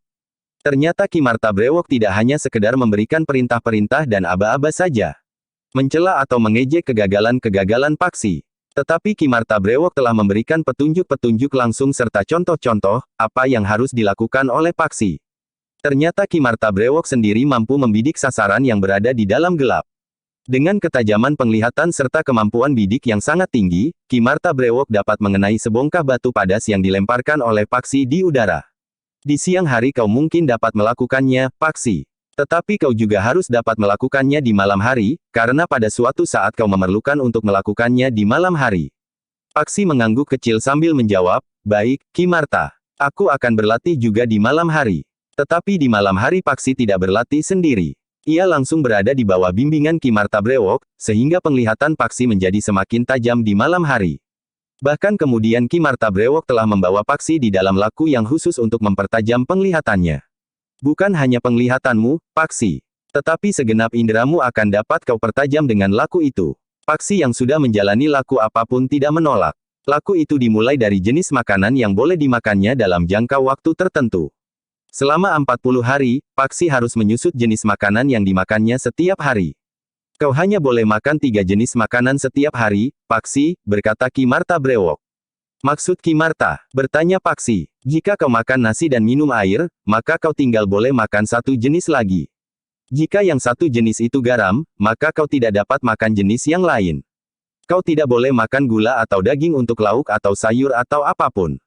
Jika kau makan gula dan minum air, maka kau dapat makan nasi saja, atau ketela saja atau sayuran saja, itu pun hanya satu jenis pula. Paksi mengangguk-angguk. Ia tahu maksud Ki Marta Brewok. Namun kemudian Ki Marta Brewok berkata, tetapi ada jenis lain yang dapat kau makan di luar ketiga jenis makanan itu. Yaitu kunyit dan kencur. Tentu saja tidak terlalu banyak. Paksi masih saja mengangguk-angguk. Tetapi ia berjanji di dalam hatinya, bahwa ia akan menjalani laku sejauh kemampuannya. Paksi sudah tidak memikirkan lagi, apakah ia tidak akan terlambat untuk mencari cincin bermata 3 butir batu akik itu. Karena apa yang dihadapinya itu akan dapat langsung memberikan arti bagi hidupnya. Dalam pada itu, maka sehari kemudian Paksi sudah mulai menjalani laku. Namun ternyata laku yang lain pun harus ditempuhnya pula. Menjelang saat-saat terakhir dari laku yang dijalani dengan hanya makan 3 jenis makanan itu nanti, ia harus menjalani laku pati geni. Laku itu tidak akan kau jalani di sini, Paksi. Aku akan membawamu ke satu tempat yang sesuai bagimu untuk menjalani laku itu. Paksi mengangguk sambil menjawab, baik, Ki Marta. Aku akan menjalaninya. Baiklah. Mulailah sejak besok hingga genap 40 hari 40 malam, berkata Ki Marta Brewok. Lalu katanya lebih lanjut, tetapi selama itu, kau harus tetap berlatih. Demikianlah, seperti yang dikatakan oleh Ki Marta Brewok, maka ketika matahari terbit Paksi sudah berada di dalam laku yang dimaksud Ki Marta Brewok. Namun bagi Paksi laku itu tidak terlalu banyak mempengaruhi ketegaran wadaknya. Ki Marta Brewok hanya menyebut jenis makanan yang boleh dimakan. Tetapi tidak jumlahnya. Karena itu, maka Paksi tetap dapat melakukan kewajibannya dengan baik, karena Paksi makan cukup banyak. Ia dapat memberikan warna makanannya yang berbeda-beda setiap hari, meskipun tidak lebih dari 3 jenis. Di samping itu Paksi pun sedikit-sedikit makan pula kunyit dan kencur yang membuat tubuhnya menjadi hangat. Dalam pada itu, seperti direncanakan, Paksi dalam waktu 3 atau 4 hari sekali memang turun untuk pergi ke pasar. Namun Paksi sudah mulai mengenali nama beberapa padukuhan. Kadang-kadang ia bertanya kepada anak-anak yang sedang menggembalakan kambing. Tetapi kadang-kadang Paksi juga berjalan bersama dengan orang lewat yang dapat memberikan jawaban atas beberapa pertanyaannya. Ketika sudah 2-3 kali Paksi berada di pasar dan dengan sengaja berusaha membuat hubungan dengan beberapa orang, maka Paksi mulai berkenalan dengan beberapa orang yang sering berada di pasar itu. Setiap kali Paksi tentu bertemu dengan Kinong yang masih saja menerima upah dari orang-orang yang berbelanja yang memerlukan tenaganya. Demikian pula ibunya. Jika Kinong sempat duduk beristirahat dan berbincang, maka Paksi mengetahui bahwa ayah Kinong masih saja gila berjudi dan tidak segan-segan merampas uang ibunya yang didapatkannya dengan bekerja keras bersama Kinong di pasar. Setiap kali kakak perempuanku hanya dapat menangis. Sebenarnya ia ingin juga bekerja seperti kami di pasar. Tetapi ibu melarangnya. Kakakmu seorang perempuan, Kinong. Ibumu agaknya tidak rela melihat anaknya perempuan bekerja keras di pasar sebagaimana dilakukan oleh ibunya dan anaknya laki-laki. Kinong mengangguk-angguk. Anak itu tiba-tiba saja bangkit berdiri ketika ia melihat ibunya datang kepadanya. Sambil tersenyum ibunya berkata, "Sudah cukup untuk hari ini Kinong. Kita dapat pulang agak awal. Aku sudah membeli beras seberuk. Cukup untuk hari ini. Jika kau besok akan beristirahat, aku kira tidak ada masalah. Aku masih ada uang." "Simbok dapat uang banyak?" bertanya Kinong. "Tidak banyak, Kinong, tetapi cukup buat kita. Aku juga masih mempunyai uang," berkata Kinong. "Kau bawa saja, masukkan ke dalam bumbung tabunganmu." Kinong mengangguk-angguk. Sementara ibunya berkata hampir berbisik, "Bukankah kau ingin segera supit seperti kawan-kawanmu itu? Nah, kau sudah merasa terlambat. Jika uangmu nanti terkumpul dan ada sisa uang Simbok serba sedikit, kau dapat supit sebelum tahun depan." Wajah Kinong menjadi cerah. Katanya, "Baik, Mbok. Aku akan menabung." Ibunya tertawa. Diusapnya kepala anak itu sambil berdesis, "Nah, marilah kita pulang." Tetapi keduanya tertegun ketika mereka melihat seorang laki-laki berwajah kasar. Matanya kemerah-merahan, sementara pakaiannya nampak kusut. Kinong tiba-tiba menjadi ketakutan. Hampir di luar sadarnya, Kinong berdesis, "Mbok, itu ayah." Ibu Kinong pun melangkah surut. Didekapnya anaknya yang ketakutan. Sementara itu, laki-laki yang matanya kemerah-merahan itu melangkah mendekati ibu Kinong sambil membelalakkan matanya. "Sampai siang begini kau masih belum pulang?" "Aku baru selesai, Pak," jawab perempuan itu. "Kau tentu dapat uang banyak. Berikan kepadaku. Sudah aku belikan beras, Pak. Kita sudah kehabisan beras. Uangku hanya cukup untuk membeli beras seberuk." "Bohong. Berikan uangmu kepadaku." "Pak," ibu Kinong berusaha untuk menjawab dengan sareh, "marilah kita pulang. Mungkin aku masih mempunyai sisa uang sedikit. Tetapi jangan di sini. Di sini banyak orang." Tetapi laki-laki itu tidak peduli. "Cepat, berikan uang itu kepadaku, atau aku tampar wajahmu. Aku tidak peduli apakah di sini banyak orang atau tidak. Aku perlu uang itu." "Baik, baik. Tetapi marilah, kita pergi ke tikungan itu." "Tidak," teriak laki-laki itu. Ibu Kinong menjadi sangat gelisah. Tetapi suaminya tidak menghiraukannya. Bahkan sekali lagi ia membentak, "Berikan uang itu sekarang. Apakah kau tuli?" Beberapa orang telah mengerumuninya. Seorang laki-laki mendekat sambil bertanya, "Apa yang terjadi?" "Jangan ikut campur," bentak laki-laki itu pula. "Ini adalah persoalan suami istri." Paksi pun sudah berdiri di antara orang-orang yang berkerumun. Tetapi ia benar-benar dicengkam oleh keraguan, persoalan itu adalah persoalan seorang suami dengan istrinya. Jika ia mencampurinya, apakah itu bukan berarti bahwa ia telah memperburuk hubungan itu? Jika suaminya mendendam, bukankah keadaan istrinya akan menjadi semakin sulit? Selagi Paksi merenung, ia pun terkejut. Beberapa orang perempuan menjerit. Laki-laki itu telah menamparkan wajah istrinya. Kinong pun menangis sambil berpegangan baju ibunya. "Simbok, Simbok," suaranya melengking berkepanjangan. "Diam kau monyet," bentak ayahnya. Tetapi ibu Kinong itu tidak menangis. Ia pun menarik ujung kain ikat pinggangnya. Dengan tangan gemetar ia melepas ikatan uang di ujung kain ikat pinggangnya itu. Namun tiba-tiba kerumunan orang itu menyibak. Dari antara mereka muncul seorang perempuan yang terasa asing bagi orang-orang yang ada di pasar itu. Seorang perempuan dengan pakaian yang khusus. Di bawah kainnya yang disingsingkannya, ia mengenakan celana hitam yang longgar. Sebilah pedang terselip di pinggangnya. Di kepalanya dikenakan ikat kepala hitam pula. Namun rambutnya dibiarkan terurai di punggungnya. "Apa yang terjadi?" Suaranya melengking tinggi. Semua orang memandang kepadanya. Sementara itu, ayah Kinong pun nampak menjadi cemas. Dengan suara gemetar ia berkata, "Istriku inilah. Ia telah mengambil uangku. Apakah ia tidak kau beri belanja untuk keperluannya sehari-hari?" "Sudah. Aku memberinya belanja secukupnya. Ia memang pemboros. Ia suka membeli barang-barang yang tidak berguna. Ia suka pula makan di warung-warung di antara banyak laki-laki." Perempuan dalam pakaian asing itu memandang ibu Kinong dengan seksama. Ia melihat setitik darah di sudut bibir ibu Kinong itu. Namun Paksi terkejut sekali ketika ia mendengar perempuan asing itu berkata, seorang istri yang suka mencuri uang suaminya memang harus dihajar habis-habisan. Hei, kau curi uang suamimu untuk diboroskan. Jawaban Ibu Kinong juga mengejutkan Paksi. Dengan suara yang hampir tidak terdengar Ibu Kinong itu menjawab, aku mengambilnya ketika ia sedang tidur. Kau berbakat menjadi pengkhianat. Kembalikan uang itu. Kau nodai nama perempuan. Aku juga perempuan. Aku tidak pernah mencuri uang suamiku. Aku justru memberikan apa saja yang ia minta dariku. Ibu Kinong membuka ikatan pada ujung kain ikat pinggangnya. Diserahkannya beberapa keping uang yang tersisa kepada suaminya. Sambil menerima uang itu, suaminya berkata, aku ampuni kau kali ini. Tetapi jika sekali lagi terjadi, aku mungkin tidak dapat mengekang diriku lagi. Laki-laki itu pun kemudian melangkah pergi meninggalkan Kinong yang menangis. Tetapi ibunya tetap tidak menangis. Paksi memandang wajah perempuan itu dengan jantung yang berdegup semakin cepat. Rasa-rasanya Ibu Kinong itu sudah tidak mempunyai air mata yang tersisa. Namun perempuan asing itu mencibirkan bibirnya sambil berkata, untunglah suamimu seorang penyabar. Jika tidak, maka rahangmu akan dihancurkannya. Ibu Kinong tidak menjawab. Tetapi tiba-tiba saja Kinonglah yang berteriak, Simbok tidak bersalah. Ayah yang penjudi. Ia selalu merampas uang Simbok. Kinong, potong ibunya sambil mendekap anaknya. Sudahlah. Jangan dipersoalkan lagi. Tetapi Kinong masih tetap menangis. Sementara itu perempuan dengan pakaian yang asing itu berkata, ini anakmu, hei. Ibu Kinong mengangguk. Ternyata anakmu yang masih kecil itu sudah kau ajari berbohong. Kau ajari ia menghina ayahnya yang meneteskan benih di dalam perutmu. Tidak, bukan maksudku. Kinong masih akan berteriak lagi. Tetapi ibunya segera menutup mulutnya. Namun orang-orang yang berkerumun itu terkejut sekali lagi. Seorang laki-laki yang masih terhitung muda, tiba-tiba saja menyibak kerumunan orang itu. Dipandanginya perempuan dalam pakaian asing itu sambil berkata, apa sebenarnya maksudmu? Aku tahu, kau tentu murid dari Goa Lampin. Murid seorang iblis perempuan yang membenci sesama perempuan. Kau, muridnya, agaknya mempunyai tabiat yang sama. Dari mana kau tahu tentang aku? Perempuan itu menjadi tegang. Kenapa kau bertanya? Kau pakai dengan bangga ciri perguruanmu. Kau pakai pada ikat kepalamu yang hitam itu, lambang lingkaran yang dibelah dengan garis tegak berwarna merah.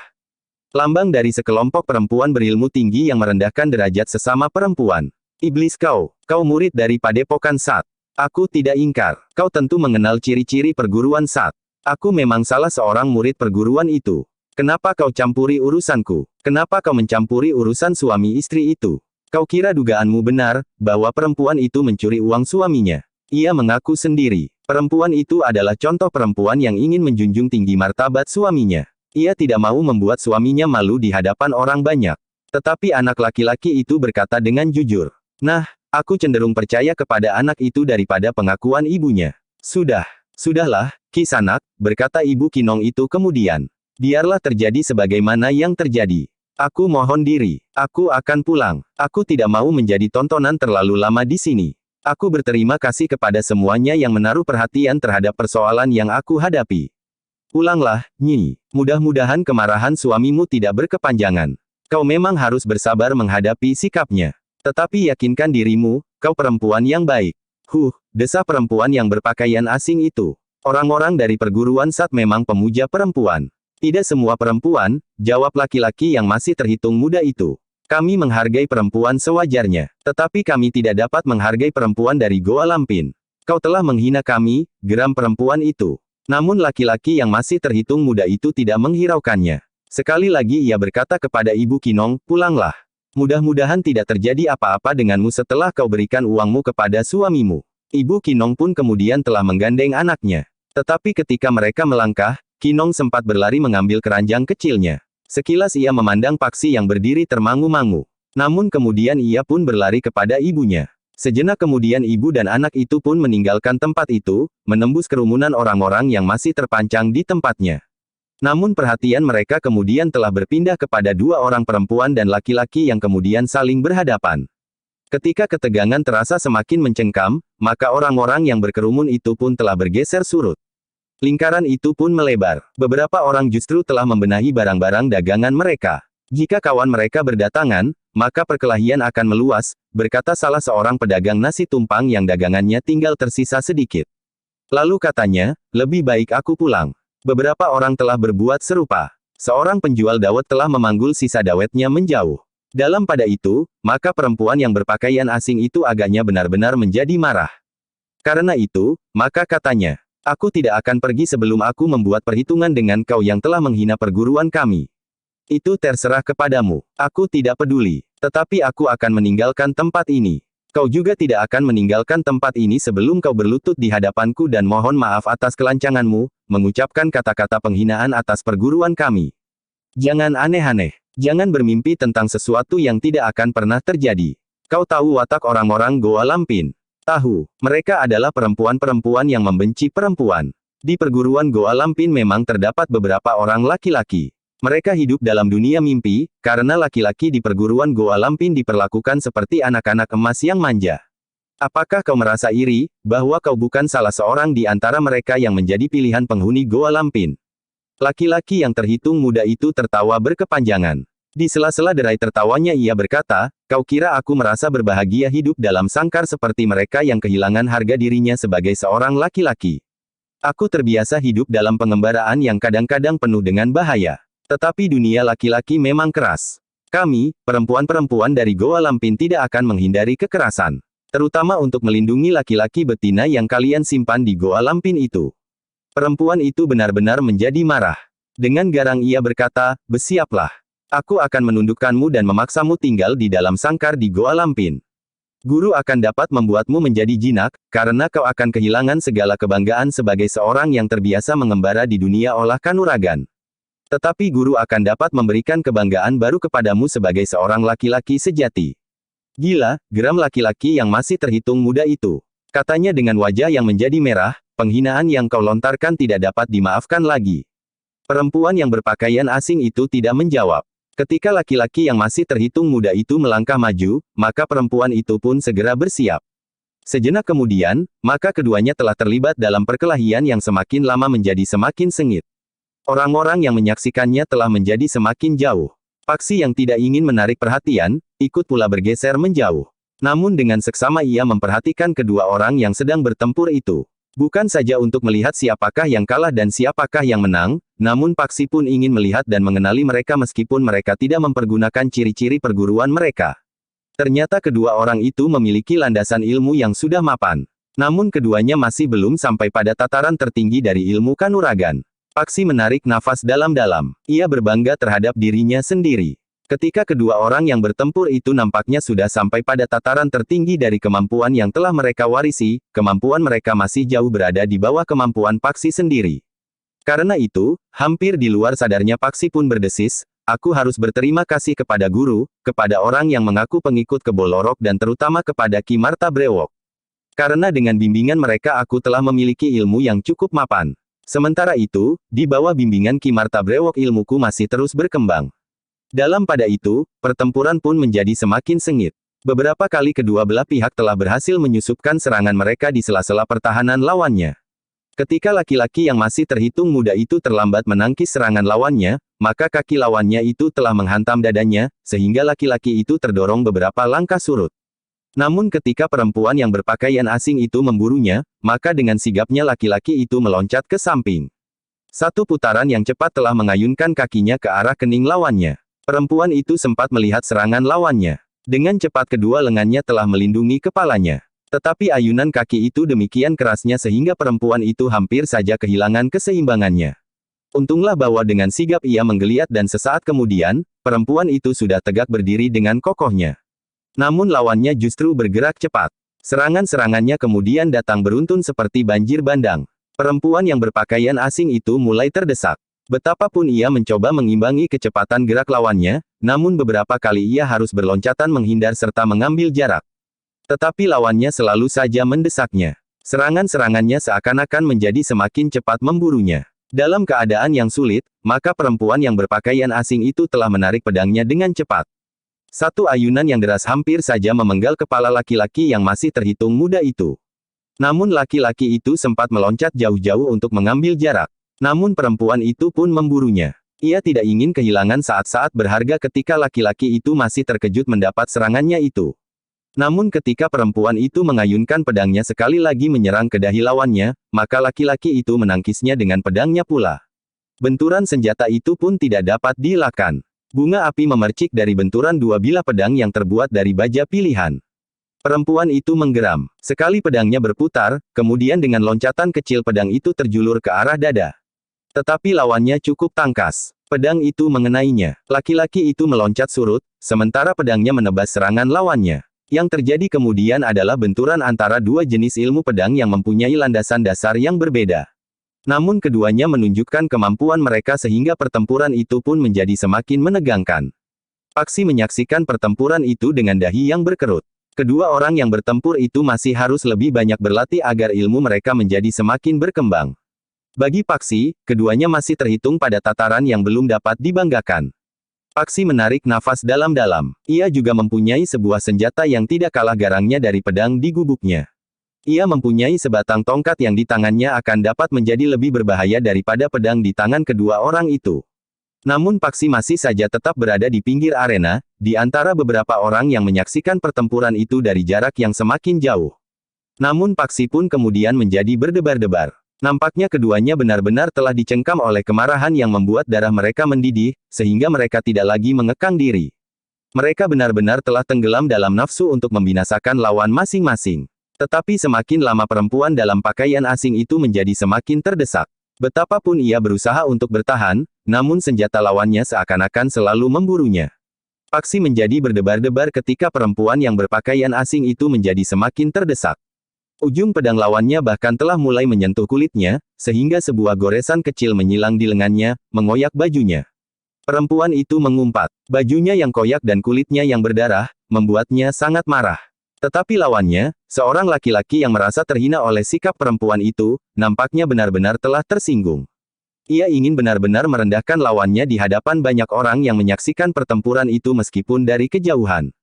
Karena itu, maka ketika lawannya menjadi semakin terdesak, laki-laki itu berkata, "Aku memberi kesempatan kepadamu untuk menyerah, berlutut dan mohon maaf. Aku akan memaafkanmu, karena perguruan Sat memang tidak ingin bermusuhan dengan perguruan Goa Lampin. Meskipun ada perbedaan-perbedaan yang mendasar, tetapi kita dapat berjalan sendiri-sendiri tanpa saling mengganggu." "Setan kau," geram perempuan itu. "Kau jangan mencoba menghina perguruan Goa Lampin. Tetapi satu kenyataan harus kau hadapi. Kau sudah terluka. Bajumu sudah koyak. Jika kita bertempur terus, maka bajumu akan terkoyak di mana-mana, sedangkan luka di tubuhmu akan menganga semakin lebar." Wajah perempuan itu menjadi merah. Ia memang tidak dapat mengelakkan diri dari kenyataan, bahwa bajunya memang sudah terkoyak. Tetapi harga dirinya sebagai murid dari Goa Lampin tidak memungkinkannya untuk menyerah. Namun dalam keraguan-raguan itu, terdengar suara seorang perempuan lain dengan lantangnya, "Kau anak dari perguruan Sat. Apakah kau memang sengaja memulai permusuhan dengan kami?" Laki-laki yang masih terhitung muda, yang datang dari perguruan Sat itu termangu-mangu sejenak. Namun kemudian wajahnya menjadi tegang. Ia melihat seorang perempuan lain yang melangkah mendekati perempuan yang hampir dikalahkannya itu. Perempuan yang muncul berjalan dari antara banyak orang yang menyaksikan pertempuran itu dari jarak yang agak jauh. Murid perguruan Sat itu tidak segera menjawab. Yang dilihatnya adalah seorang perempuan dalam pakaian yang wajar, seperti perempuan-perempuan lain yang pergi ke pasar. Ia mengenakan kain lurik berwarna coklat. Bajunya pun berwarna coklat pula. Selembar selendang lurik yang juga berwarna coklat, tetapi sedikit lebih tua dari bajunya, tergantung di pundaknya. Langkah perempuan itu pun tidak menunjukkan langkah yang berbeda dengan kebanyakan perempuan. Langkah-langkah kecil meskipun cepat. Perempuan yang berpakaian asing, yang lengannya terluka itu memandang perempuan yang datang itu dengan penuh harap. Bahkan ketika perempuan dalam pakaian lurik coklat itu mendekat, perempuan yang terluka pundaknya itu mengangguk sambil merendahkan tubuhnya pada lututnya. "Aku sudah melihat apa yang terjadi," berkata perempuan berpakaian coklat itu. "Ya, guru," jawab perempuan yang terluka lengannya. "Anak dari perguruan Sat itu mencampuri urusanku." Perempuan berpakaian coklat itu memandang laki-laki yang disebutnya dari perguruan Sat itu dengan tajamnya. Sekali lagi ia berkata, "Kau sengaja membuat persoalan dengan kami, perguruan Goa Lampin." "Bukan maksudku," jawab laki-laki itu. "Jadi kenapa kau campuri urusan muridku?" Ialah yang mula-mula mencampuri urusan orang dengan sikap yang tidak adil. Apapun yang dilakukan, biarlah dilakukan. Tetapi perempuan itu telah merendahkan harga diri, justru seorang perempuan seperti dirinya. "Sudah aku katakan, apapun yang dilakukan, jangan mencampurinya. Aku tidak senang melihat kelakuanmu seperti itu." Ingat, tetapi selama orang-orang dari perguruan Goa Lampin masih tetap mencampuri persoalan orang lain dengan sikap yang tidak adil, maka kami tidak akan tinggal diam. Sejak kapan gurumu mengajarimu berlaku seperti itu? Kau tentu bukan orang baru di perguruan saat menilik kemampuanmu. Justru karena itu kau tentu tahu, apa saja yang dilakukan oleh gurumu.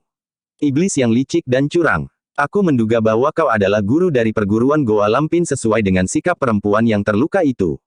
Tetapi itu bukan berarti bahwa kau dapat menghina guruku. Lalu apa yang akan kau lakukan, hei? Apa? Kau tidak perlu membunuh diri di sini untuk sekedar membela nama baik gurumu. Aku sudah mengenal gurumu dengan baik. Kau pun tentu juga sudah mengenalnya. Apalagi, laki-laki yang masih terhitung muda dari perguruan saat itu termangu-mangu. Namun tiba-tiba orang dari Goa Lampin itu berkata, aku ulangi tawaran muridku. Kami mengundangmu untuk datang ke Goa Lampin. Kau pantas tinggal bersama kami. Cukup, wajah laki-laki dari perguruan saat itu menjadi merah. Tetapi perempuan yang berpakaian coklat itu tersenyum. Katanya, jangan marah. Hanya sebuah tawaran. Aku masih mempunyai harga diri sebagai seorang laki-laki. Aku bukan sebangsa laki-laki yang kau kumpulkan di perguruanmu. Tetapi perempuan yang berpakaian coklat itu tersenyum. Orang-orang yang berkerumun dari jarak yang agak jauh itu menjadi berdebar-debar. Perempuan itu memang cantik, apalagi ketika ia tersenyum sambil melangkah mendekati laki-laki dari perguruan saat itu. Orang-orang yang menyaksikan sikap perempuan itu menjadi tegang. Paksi pun mengerutkan dahinya. Laki-laki dari perguruan saat itu masih menggenggam senjatanya. Tetapi perempuan cantik itu masih saja tersenyum sambil melangkah lebih dekat lagi. Laki-laki itu tiba-tiba saja telah mengacukan pedangnya. Dengan lantang ia berkata, jangan mendekat lagi. Aku dapat membunuhmu. Tetapi perempuan itu menjawab dengan tenang, kau tidak akan melakukannya, anak manis. Ketika perempuan cantik dengan pakaian coklat itu menjadi semakin dekat dengan senyumnya yang masih saja mengembang, tiba-tiba saja ujung pedang laki-laki itu menunduk. Semakin dekat perempuan itu daripadanya, maka pedang itu pun menjadi semakin merunduk pula. Nah, berkata perempuan berpakaian coklat itu, bukankah lebih baik begitu? Kau memang bukan seorang laki-laki yang jahat. Kau adalah laki-laki yang lembut, yang pantas untuk tinggal bersama kami. Laki-laki itu menunduk. Jangan malu, pandang wajahku, berkata perempuan cantik itu. Laki-laki itu memang mengangkat wajahnya, memandang wajah perempuan cantik itu. Sementara perempuan cantik itu juga memandang mata laki-laki itu seakan-akan tembus sampai ke pusat jantungnya. Paksi menjadi berdebar-debar. Laki-laki dari perguruan saat itu adalah laki-laki yang tegar. Namun tiba-tiba saja kepalanya menunduk. Pedangnya terkulai di tangannya yang lemah. Laki-laki itu seakan-akan menjadi tidak berdaya sama sekali. Perempuan cantik berpakaian coklat itu tertawa. Ia benar-benar telah menguasai laki-laki yang masih terhitung muda itu. Sarungkan senjatamu. Kau tidak akan pernah mempergunakannya lagi. Laki-laki itu seakan-akan telah kehilangan penalarannya. Disarungkannya senjatanya tanpa disadarinya. Paksilah yang benar-benar menjadi tegang. Ia tidak dapat membiarkan laki-laki itu begitu saja jatuh ke tangan perempuan berpakaian coklat itu. Paksi pun tahu bahwa perempuan itu adalah perempuan yang cantik. Tetapi Paksi pun menyadari bahwa kecantikan itu hanya nampak pada wujud lahiriahnya saja. Sikapnya terhadap laki-laki dari perguruan saat itu telah menunjukkan wataknya yang sebenarnya. Apalagi sikap itu dilakukannya di hadapan banyak orang tanpa malu. Namun Paksi masih harus memperhitungkan banyak hal tentang perempuan itu. Paksi mulai membayangkan, apa jadinya jika dirinya yang kemudian berdiri dengan kepala tunduk tanpa dapat memberikan perlawanan sama sekali. Tentu ada kekuatan yang tidak terlawan oleh laki-laki itu, berkata Paksi di dalam dirinya. Namun dalam pada itu, ketika laki-laki dari perguruan saat itu benar-benar telah kehilangan kesadarannya, sehingga seakan-akan telah menjadi seekor lembu yang telah dicocok hidungnya, tiba-tiba saja terasa angin berhembus perlahan-lahan. Tidak terlalu kencang. Namun angin yang tidak terlalu kencang itu pun kemudian telah berputar, seperti sebuah angin pusaran kecil. Hanya debu-debu kecil yang terangkat oleh angin pusaran yang lemah itu. Namun angin pusaran yang lemah itu telah bergerak dengan cepat. Tiba-tiba saja angin pusaran itu seakan-akan telah membelit laki-laki dari perguruan saat yang telah kehilangan kesadarannya itu. Perempuan cantik dari Goa Lampin itu terkejut. Tiba-tiba ia menengadahkan wajahnya. Beberapa langkah ia bergerak surut menjauhi laki-laki dari perguruan saat itu. Setan tua, kenapa kau selalu menggangguku? Marilah, kita selesaikan persoalan kita sampai tuntas. Tidak terdengar jawaban. Tetapi yang terjadi kemudian adalah, bahwa laki-laki yang kehilangan kesadaran itu tiba-tiba mengangkat wajahnya. Seperti orang terbangun dari tidurnya ia memandang berkeliling. Namun tiba-tiba saja laki-laki itu meloncat mundur sambil menarik senjatanya dari sarungnya. Dengan garang ia pun berkata, apa yang sudah kau lakukan? Perempuan yang semula nampak cantik dengan senyum yang selalu menghiasi bibirnya itu mengerutkan dahinya. Wajahnya tidak lagi nampak ramah seperti sebelumnya. Baik, tiba-tiba perempuan itu melangkah mundur, aku bebaskan muridmu yang satu ini sekarang. Tetapi jika sekali lagi ia mencampuri urusan muridku tentang apa saja, maka ia akan hanyut ke dalam dunia mimpinya yang indah. Sayang, kau sudah terlalu tua untuk itu. Cukup, laki-laki yang memegang senjatanya itulah yang membentak. Tetapi perempuan itu tertawa berkepanjangan sambil berkata, jangan menyalak begitu garang serigala kecil. Kau dapat melakukannya jika gurumu ada di dekatmu. Laki-laki itu tidak menjawab. Sementara perempuan cantik yang berpakaian coklat itu pun melangkah meninggalkan laki-laki itu sambil berkata kepada muridnya, perempuan yang lengannya tergores senjata itu, marilah. Biarlah anak itu kita lepaskan kali ini. Laki-laki dari perguruan saat itu tidak memburunya. Tetapi ketika ia memandang berkeliling, maka wajahnya serasa menjadi panas. Laki-laki itu merasa sangat malu, setelah ia sadari apa yang terjadi atas dirinya. Karena itu, maka dengan serta-merta laki-laki itu pun segera melangkah pergi, meninggalkan lingkungan pasar yang dicengkam oleh ketegangan itu. Demikian laki-laki itu pergi, sementara kedua orang perempuan yang aneh itu tidak nampak lagi, maka orang-orang pun menjadi sibuk. Mereka pun segera membenahi barang dagangan mereka. Paksi sendiri masih berdiri termangu-mangu. Bahkan kemudian Paksi itu telah berdiri bersandar sebatang pohon di depan pasar yang menjadi semakin sepi. Ketika Paksi melihat seorang penjual makanan yang duduk dengan wajah sendu menunggui dagangannya, ia pun melangkah mendekat. Sambil duduk di sebelahnya, Paksi bertanya, kau tidak pulang, Bibi? Perempuan itu menarik nafas dalam-dalam. Katanya, kau lihat, Ngger. Daganganku masih banyak. Jika tidak ada orang yang membeli lagi serba sedikit, aku tidak akan dapat berjualan lagi besok, karena aku tidak mempunyai uang cukup untuk membeli bahan-bahannya. Hari ini daganganku hampir masih utuh. Apakah karena ketegangan tadi, maka makanan yang Bibi jajakan ini tidak laku?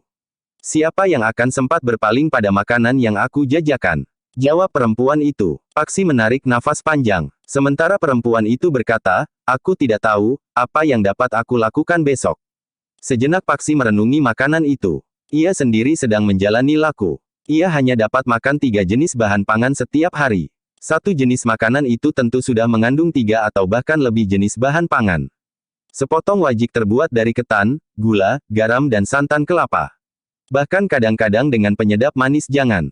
Tetapi Paksi tidak sampai hati melihat kegelisahan perempuan tua itu. Karena itu, maka Paksi pun kemudian berkata, Bibi, di rumahku akan ada tamu, kebetulan bahwa Bibi masih mempunyai makanan yang cukup.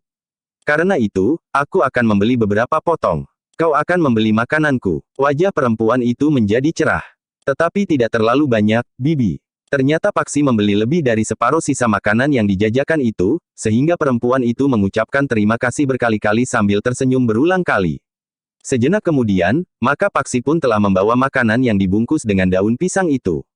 Tetapi Paksi tidak tahu untuk apa makanan sebanyak itu, karena ia sendiri tidak dapat memakannya.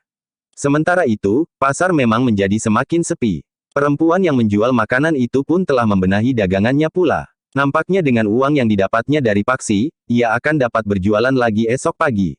Sementara itu Paksi masih kebingungan dengan makanannya. Namun akhirnya Paksi berkesimpulan untuk membawa makanan itu pulang. Ketika di jalan pulang ia melihat sekelompok gembala sedang beristirahat di bawah sebatang pohon yang rindang, sementara kambing-kambing mereka pun berkeliaran di padang rumput yang hijau, maka Paksi tertegun. Beberapa orang anak di antaranya sudah dikenalnya, karena Paksi pernah berbincang-bincang dengan mereka. Karena itu, maka Paksi pun telah mendatanginya. Sambil duduk bersama mereka, Paksi berkata, "Hei, aku membawa makanan buat kalian." "Makanan apa, Kang?" bertanya seorang anak yang kuncung di ubun-ubunnya memanjang sampai ke dahi. Paksi membuka bungkusan makanannya. Di antaranya beberapa potong wajik, jadah, beberapa bungkus hawuk-hawuk dan cemplon. Anak-anak gembala itu nampak ragu-ragu. Sementara Paksi berkata, "Jangan malu. Aku sengaja membelinya untuk orang yang sedang berkumpul seperti ini. Hari ini hari ulang tahun kelahiranku." Tumbuk. Tetapi dengan tidak terduga seorang dari anak-anak itu bertanya, "Tumbuk berapa?" 2 atau 3. Kalau 2, Kakang nampaknya terlalu tua. Kalau tumbuk 3, Kakang nampaknya terlalu muda. Ayahku baru saja memperingati ulang tahunnya, pada tumbuk 3. Paksi tersenyum. Katanya, umurku sudah 24, sama dengan umur ayahmu. Tetapi ayah sudah nampak tua. Sekarang berapa umurmu? Bertanya Paksi. 7 tahun, jawab anak itu. Hitung, berapa tahun umur ayahmu ketika ibumu melahirkan, jika sekarang umurnya baru 24. Anak itu termangu-mangu. Ia tidak dapat menjawab pertanyaan Paksi. Namun Paksi pun bertanya pula, siapa yang mengatakan bahwa ayahmu baru saja ulang tahun pada tumbuk 3? Tentu keliru. Mungkin tumbuk 4. Anak itu masih saja termangu-mangu. Tetapi Paksi pun kemudian berkata, nah, lupakan saja umur ayahmu dan umurku. Sekarang, marilah kita makan bersama-sama. Anak-anak itu tidak menunggu lebih lama lagi. Mereka segera memungut makanan sesuai dengan selera masing-masing. Ini masih ada, berkata Paksi. Anak-anak itu hanya saling berpandangan. Masih seonggok makanan yang tersisa. Tetapi anak-anak itu nampaknya enggan untuk mengambil lagi. Paksi tersenyum. Namun ia pun segera bangkit sambil berkata, aku akan pulang. Terserah kepada kalian, apakah kalian akan menghabiskan makanan itu atau tidak. Tidak ada yang menyahut. Karena itu, maka Paksi pun kemudian berkata, sudahlah. Aku minta diri. Diusapnya kepala beberapa orang anak yang sedang menggembalakan kambing itu. Kemudian Paksi itu pun segera melangkah pergi. Ketika Paksi sudah meloncati parit dan berdiri di jalan, maka ia pun berpaling. Dilihatnya anak-anak itu sedang sibuk berebut makanan yang ditinggalkan oleh Paksi. Paksi tersenyum. Seorang anak yang melihat Paksi berpaling, menggamit kawan-kawan. Tetapi ketika mereka melihat Paksi mengangkat tangannya, maka mereka pun bersorak sambil melambaikan tangan mereka yang masih menggenggam sepotong makanan. Paksi pun menjadi gembira melihat anak-anak itu menjadi gembira. Sekilas memang terbayang kembali masa kanak-kanaknya. Ia juga sering berada di dalam satu lingkungan permainan dengan kawan-kawan. Ia sempat bergembira, tertawa lepas tanpa kekangan, bahkan sampai umurnya menginjak 17. Namun jika ia sudah menginjak ambang pintu rumahnya, maka rasa-rasanya hidupnya menjadi sepi dalam kesendiriannya. Kedua adiknya dapat bergaul rapat dengan ayahnya. Tetapi Paksi sendiri merasa, hubungannya dengan ayahnya terasa renggang. Paksi menarik nafas dalam-dalam. Namun masa-masa itu sudah lewat. Ia tidak lagi harus bertanya-tanya tentang dirinya. Di gubuk kecil di kaki gunung itu ia telah berjuang di bawah bimbingan Ki Marta Brewok untuk bukan saja menjadi dirinya, tetapi membentuk dirinya sendiri. Paksi berjalan terus. Panas matahari tidak dihiraukannya. Ia sudah terbiasa terpanggang sinar matahari saat-saat ia berlatih di sanggarnya yang terbuka. Ketika Paksi kemudian sampai di gubuknya, maka ia pun segera berbenah diri, sehingga sejenak kemudian ia sudah siap untuk melakukan latihan-latihan ringan, menggerakkan urat-urat darahnya serta melemaskan otot-ototnya. Paksi tidak terlalu lama berlatih. Ia pun kemudian pergi ke sungai untuk membersihkan badannya dan mencuci pakaiannya. Ketika matahari menjadi semakin rendah, Paksi sempat beristirahat, duduk di belakang gubuk kecilnya. Ia melihat seekor ular yang merayap dengan cepat melintas menuju ke semak-semak belukar. Seperti dikatakan oleh Ki Marta Brewok, di sekitar tempat itu memang terdapat banyak sekali ular dari berbagai macam jenis, sehingga karena itu, maka Paksi tidak pernah lupa setiap hari menelan obat yang diberikan oleh Ki Marta Brewok untuk menawarkan racun. Sambil beristirahat, Paksi sempat merenungi apa yang dilihatnya di pasar itu. Ia memang merasa pengalamannya, bahkan pengalaman jiwanya, menjadi semakin kaya. Ia melihat seorang ayah yang ingkar akan kewajibannya, dan bahkan telah menjadi benalu bagi istri dan anak-anaknya. Ia pun melihat dua orang dari dua perguruan yang berbeda. Ia sempat mengenali gaya dan ciri ilmu dua perguruan. Namun ia pun sempat mengenali watak dari dua perguruan itu. Terutama perguruan Goa Lampin. Ketika Paksi sempat mengenang apa yang terjadi atas laki-laki yang sempat dihisap ke dalam lingkungan perguruan Goa Lampin, maka rasa-rasanya bulu-bulu tengkuknya meremang. Laki-laki yang terkurung di dalam goa itu akan menjadi apa saja nantinya? Pertanyaan itu telah membuat Paksi merasa ngeri. Sementara itu, ia harus mengakui bahwa perempuan cantik yang berpakaian coklat itu tentu perempuan yang berilmu tinggi. Dalam keadaan yang demikian, rasa-rasanya ia ingin segera bertemu dan berbicara dengan Ki Marta Brewok. Ia ingin menanyakan apa yang sebenarnya terjadi dengan laki-laki dari perguruan saat itu. Paksi menarik nafas dalam-dalam. Ia pun kemudian bangkit berdiri. Diraihnya kapaknya yang terselip pada dinding rumahnya. Namun sambil melangkah ke halaman, Paksi teringat pada perempuan tua yang berjualan makanan. Nampaknya hidupnya dan barangkali juga dengan keluarganya, tergantung dari setampah makanan yang dijajakannya itu. Namun sejenak kemudian Paksi pun telah tenggelam dalam kerjanya. Dengan kapaknya ia membelah gelondong-gelondong kayu bakar. Kemudian kayu yang sudah terbelah itu dijemurnya di sisa panasnya matahari. Tetapi kayu-kayu itu tidak perlu ditempatkan di tempat yang terlindung, karena nampaknya hujan masih belum segera turun. Paksi pun kemudian telah mengisi waktunya dengan berlatih pula. Sambil duduk di atas sebongkah batu, Paksi mempertajam kemampuan bidiknya dengan sasaran yang lebih kecil yang pernah dilakukan. Seikat jerami yang digantung di tempat yang lebih jauh dari latihan-latihannya terdahulu. Paksi mengakhiri latihannya ketika senja turun. Tiba-tiba saja ia telah mengharapkan Ki Marta Brewok datang secepatnya. Ternyata Ki Marta Brewok seolah-olah mengetahui keinginan Paksi itu. Demikian gelap turun, Ki Marta Brewok telah berada di tempat itu. Aku memang mengharap Ki Marta Brewok datang lebih awal, desis Paksi. Aku juga tahu, jawab Ki Marta Brewok. Kau tentu melihat peristiwa yang terjadi di pasar itu. Kau tentu melihat murid dari perguruan Goa Lampin dan murid dari perguruan Sat bertempur. Kau juga tahu kedatangan iblis betina, maha guru dari perguruan Goa Lampin itu. Apakah Ki Marta Brewok juga melihatnya? Aku tidak sengaja melihatnya, tetapi aku mengikuti perkembangan keadaan sejak semula. Aku melihat laki-laki yang memukul istrinya itu. Aku melihat bagaimana perempuan Goa Lampin itu mencampuri persoalan suami istri itu dan bagaimana anak dari perguruan Sat itu ikut pula melibatkan diri. Ki Marta, desis Paksi, ada yang ingin aku tanyakan. Apa yang sebenarnya terjadi ketika laki-laki dari perguruan Sat itu tiba-tiba kehilangan pribadinya? Ia menjadi seakan-akan pasrah serta melakukan segala perintah perempuan berpakaian coklat itu. Perempuan itu mempunyai kekuatan semacam kekuatan sihir. Siapa yang dipandangi matanya serta orang yang dipandangi matanya itu memandang matanya pula, maka ia akan terpengaruh oleh kuasa ilmu perempuan itu. Orang yang demikian, tidak lagi tahu apa yang dilakukan. Ia berbuat apa saja sesuai dengan kehendak perempuan yang menyihirnya itu. Bahkan untuk membunuh diri sekalipun. Paksi menarik nafas dalam-dalam. Sementara itu Ki Marta Brewok berkata, ada baiknya kau melihatnya, Paksi. Dengan demikian kau mendapat satu pengalaman baru. Sehingga kau harus belajar, bagaimana menghadapi pengaruh sihir seperti itu. Paksi mengangguk-angguk kecil. Di samping itu, berkata Ki Marta Brewok, kau harus mengenali kedua perguruan itu pula. Serba sedikit kau tentu sudah mendapat gambaran isi dari perguruan Goa Lampin. Goa Lampin sebenarnya adalah nama sebuah goa kecil. Namun padepokan yang dibangun di sekitar goa itu kemudian disebut padepokan Goa Lampin. Padepokan itu dibangun sedemikian rupa, sehingga goa itu berada di dalam padepokan itu. Paksi masih mengangguk-angguk, sementara Ki Marta Brewok pun berkata, sedangkan perguruan Sat adalah perguruan yang samar-samar. Aku tidak dapat mengetahui dengan pasti garis kebijaksanaan pemimpinnya. Tetapi untuk sementara kau harus berhati-hati. Aku melihat sifat-sifat yang agak licik pada perguruan itu. Ki Marta, berkata Paksi kemudian, apakah ada cara-cara khusus untuk mengatasi kekuasaan sihir itu? Ilmu itu sangat mengerikan. Aku tidak pernah menjadi gelisah melihat berbagai macam ilmu. Tetapi aku benar-benar ngeri mengenang kekuatan ilmu sihir itu.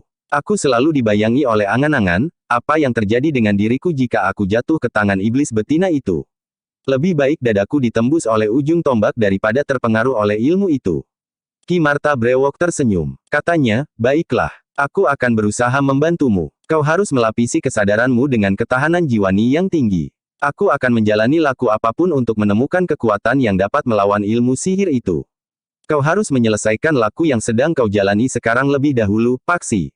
Sementara itu, kau dapat mempersiapkan dirimu untuk menjalani laku berikutnya. Kau tidak usah berpikir, kapan kau harus berangkat untuk meneruskan pencarianmu atas cincin itu.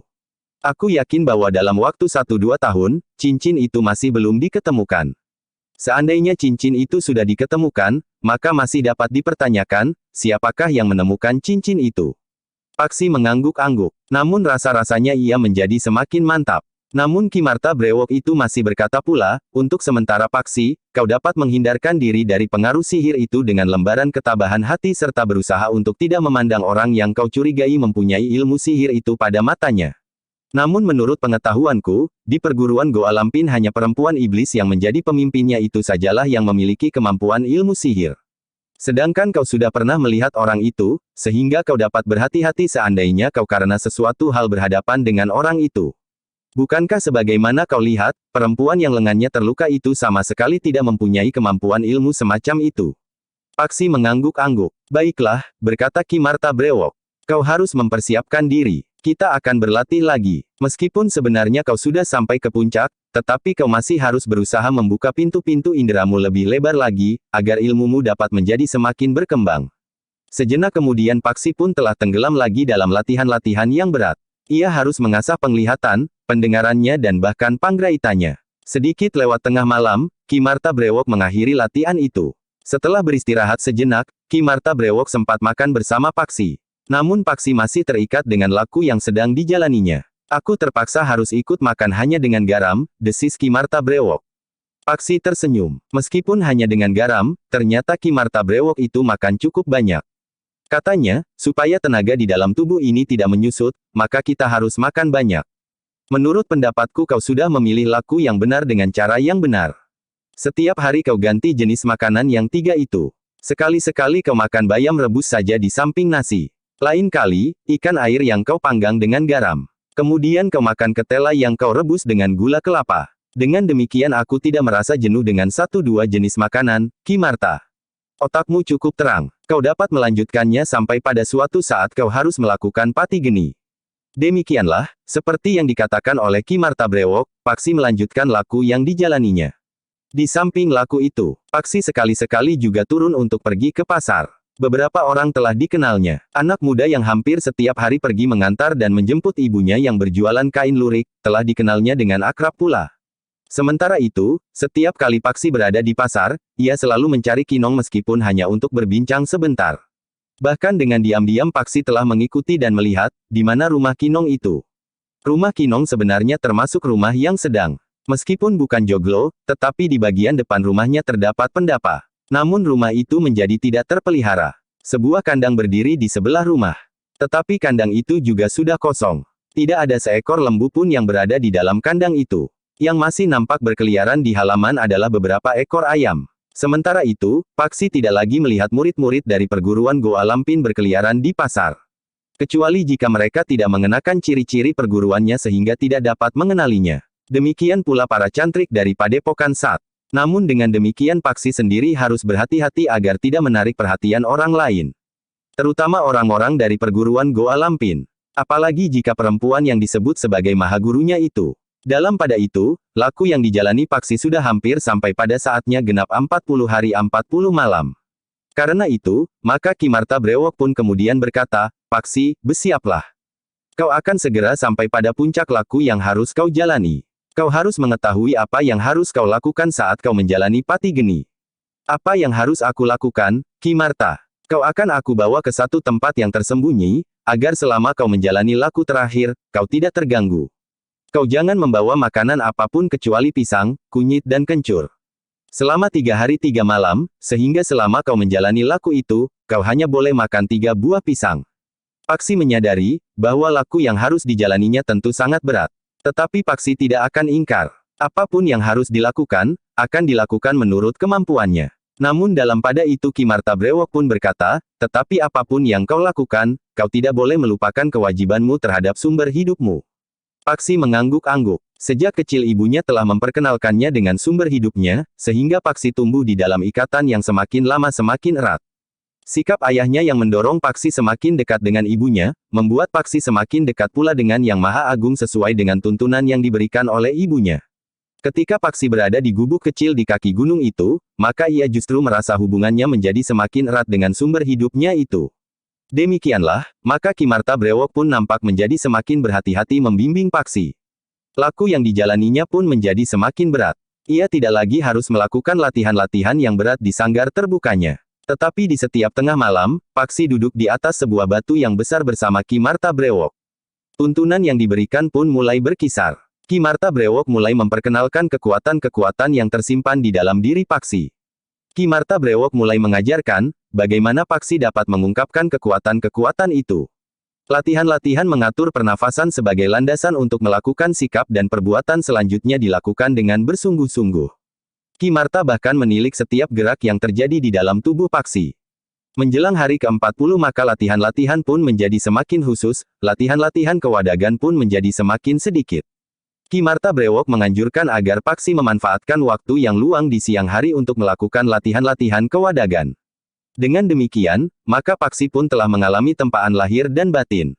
Dengan segenap kemampuan yang ada, Paksi melakukan segalanya dengan kesungguhan. Akhirnya Paksi pun telah sampai pada hari ke-40. Paksi menyadari, bahwa ia akan sampai pada puncak laku yang berat. Tetapi Ki Marta Brewok telah mempersiapkannya dengan sebaik-baiknya. Lahir dan batin. Ketika senja turun, maka Paksi pun menjadi berdebar-debar. Ia tidak tahu apa yang harus dilakukan kemudian. Ia sudah menyediakan 3 buah pisang sebagaimana dipesankan oleh Ki Marta Brewok. Kemudian kunyit dan kencur serba sedikit. Ketika kemudian Ki Marta Brewok itu datang, Paksi pun benar-benar telah siap. Nampaknya kau telah mempersiapkan diri dengan baik, Paksi. Sudah waktunya kau menjalani puncak laku yang akan membuka kemungkinan bagimu untuk mengendalikan semua unsur kekuatan di dalam dirimu sesuai dengan kehendakmu. Kekuatan yang bagi banyak orang tersimpan dan tidak dapat dipergunakan karena mereka tidak mengenali diri mereka sendiri seutuhnya, akan dapat kau pergunakan sebaik-baiknya. Tetapi ingat Paksi, pada dasarnya manusia adalah makhluk yang baik, yang hidup di dalam lingkungan sesamanya. Karena itu, jika Yang Maha Agung memperkenankan kau memiliki kemampuan yang lebih dari orang lain, kau dapat mempergunakannya dengan sebaik-baiknya sesuai dengan martabat kita. Kita tidak boleh mempergunakannya dengan semena-mena. Bukan saja atas sesama, tetapi juga atas lingkungan kita. Karena kita dan lingkungan kita adalah satu keutuhan yang saling bergantung dan saling mempengaruhi. Paksi mengangguk dalam-dalam sambil menjawab, "Ya, Ki Marta. Aku mengerti. Nah, baiklah. Sekarang, ikut aku." Paksi termangu-mangu sejenak. Sementara Ki Marta Brewok berkata selanjutnya, "Tutup pintu rumahmu. Simpanlah barang-barang terpentingmu. Benahi alat-alat dapurmu. Kita akan pergi selama 3 hari 3 malam." Demikianlah, maka Paksi pun kemudian telah mengikuti Ki Marta Brewok meninggalkan gubuknya. Mereka berjalan di dalam kegelapan, melalui lereng dan tebing gunung yang rumit yang belum pernah dikenal oleh Paksi. Namun betapapun gelapnya, maka Paksi yang sudah terlatih dengan baik, masih mampu melihat keadaan di sekelilingnya. Ia masih dapat mengenali beberapa ciri yang akan dapat diingatnya jika ia harus berjalan melalui tempat itu lagi. Paksi menjadi berdebar-debar ketika ia harus menuruni sebuah tebing. Sebelum ia sampai ke tempat yang dituju, telinganya yang juga sudah menjadi semakin tajam telah mendengar gemuruhnya air terjun. Beberapa saat kemudian, Paksi telah sampai ke sebuah aliran sungai. Dalam keremangan malam ia melihat air terjun dari ketinggian.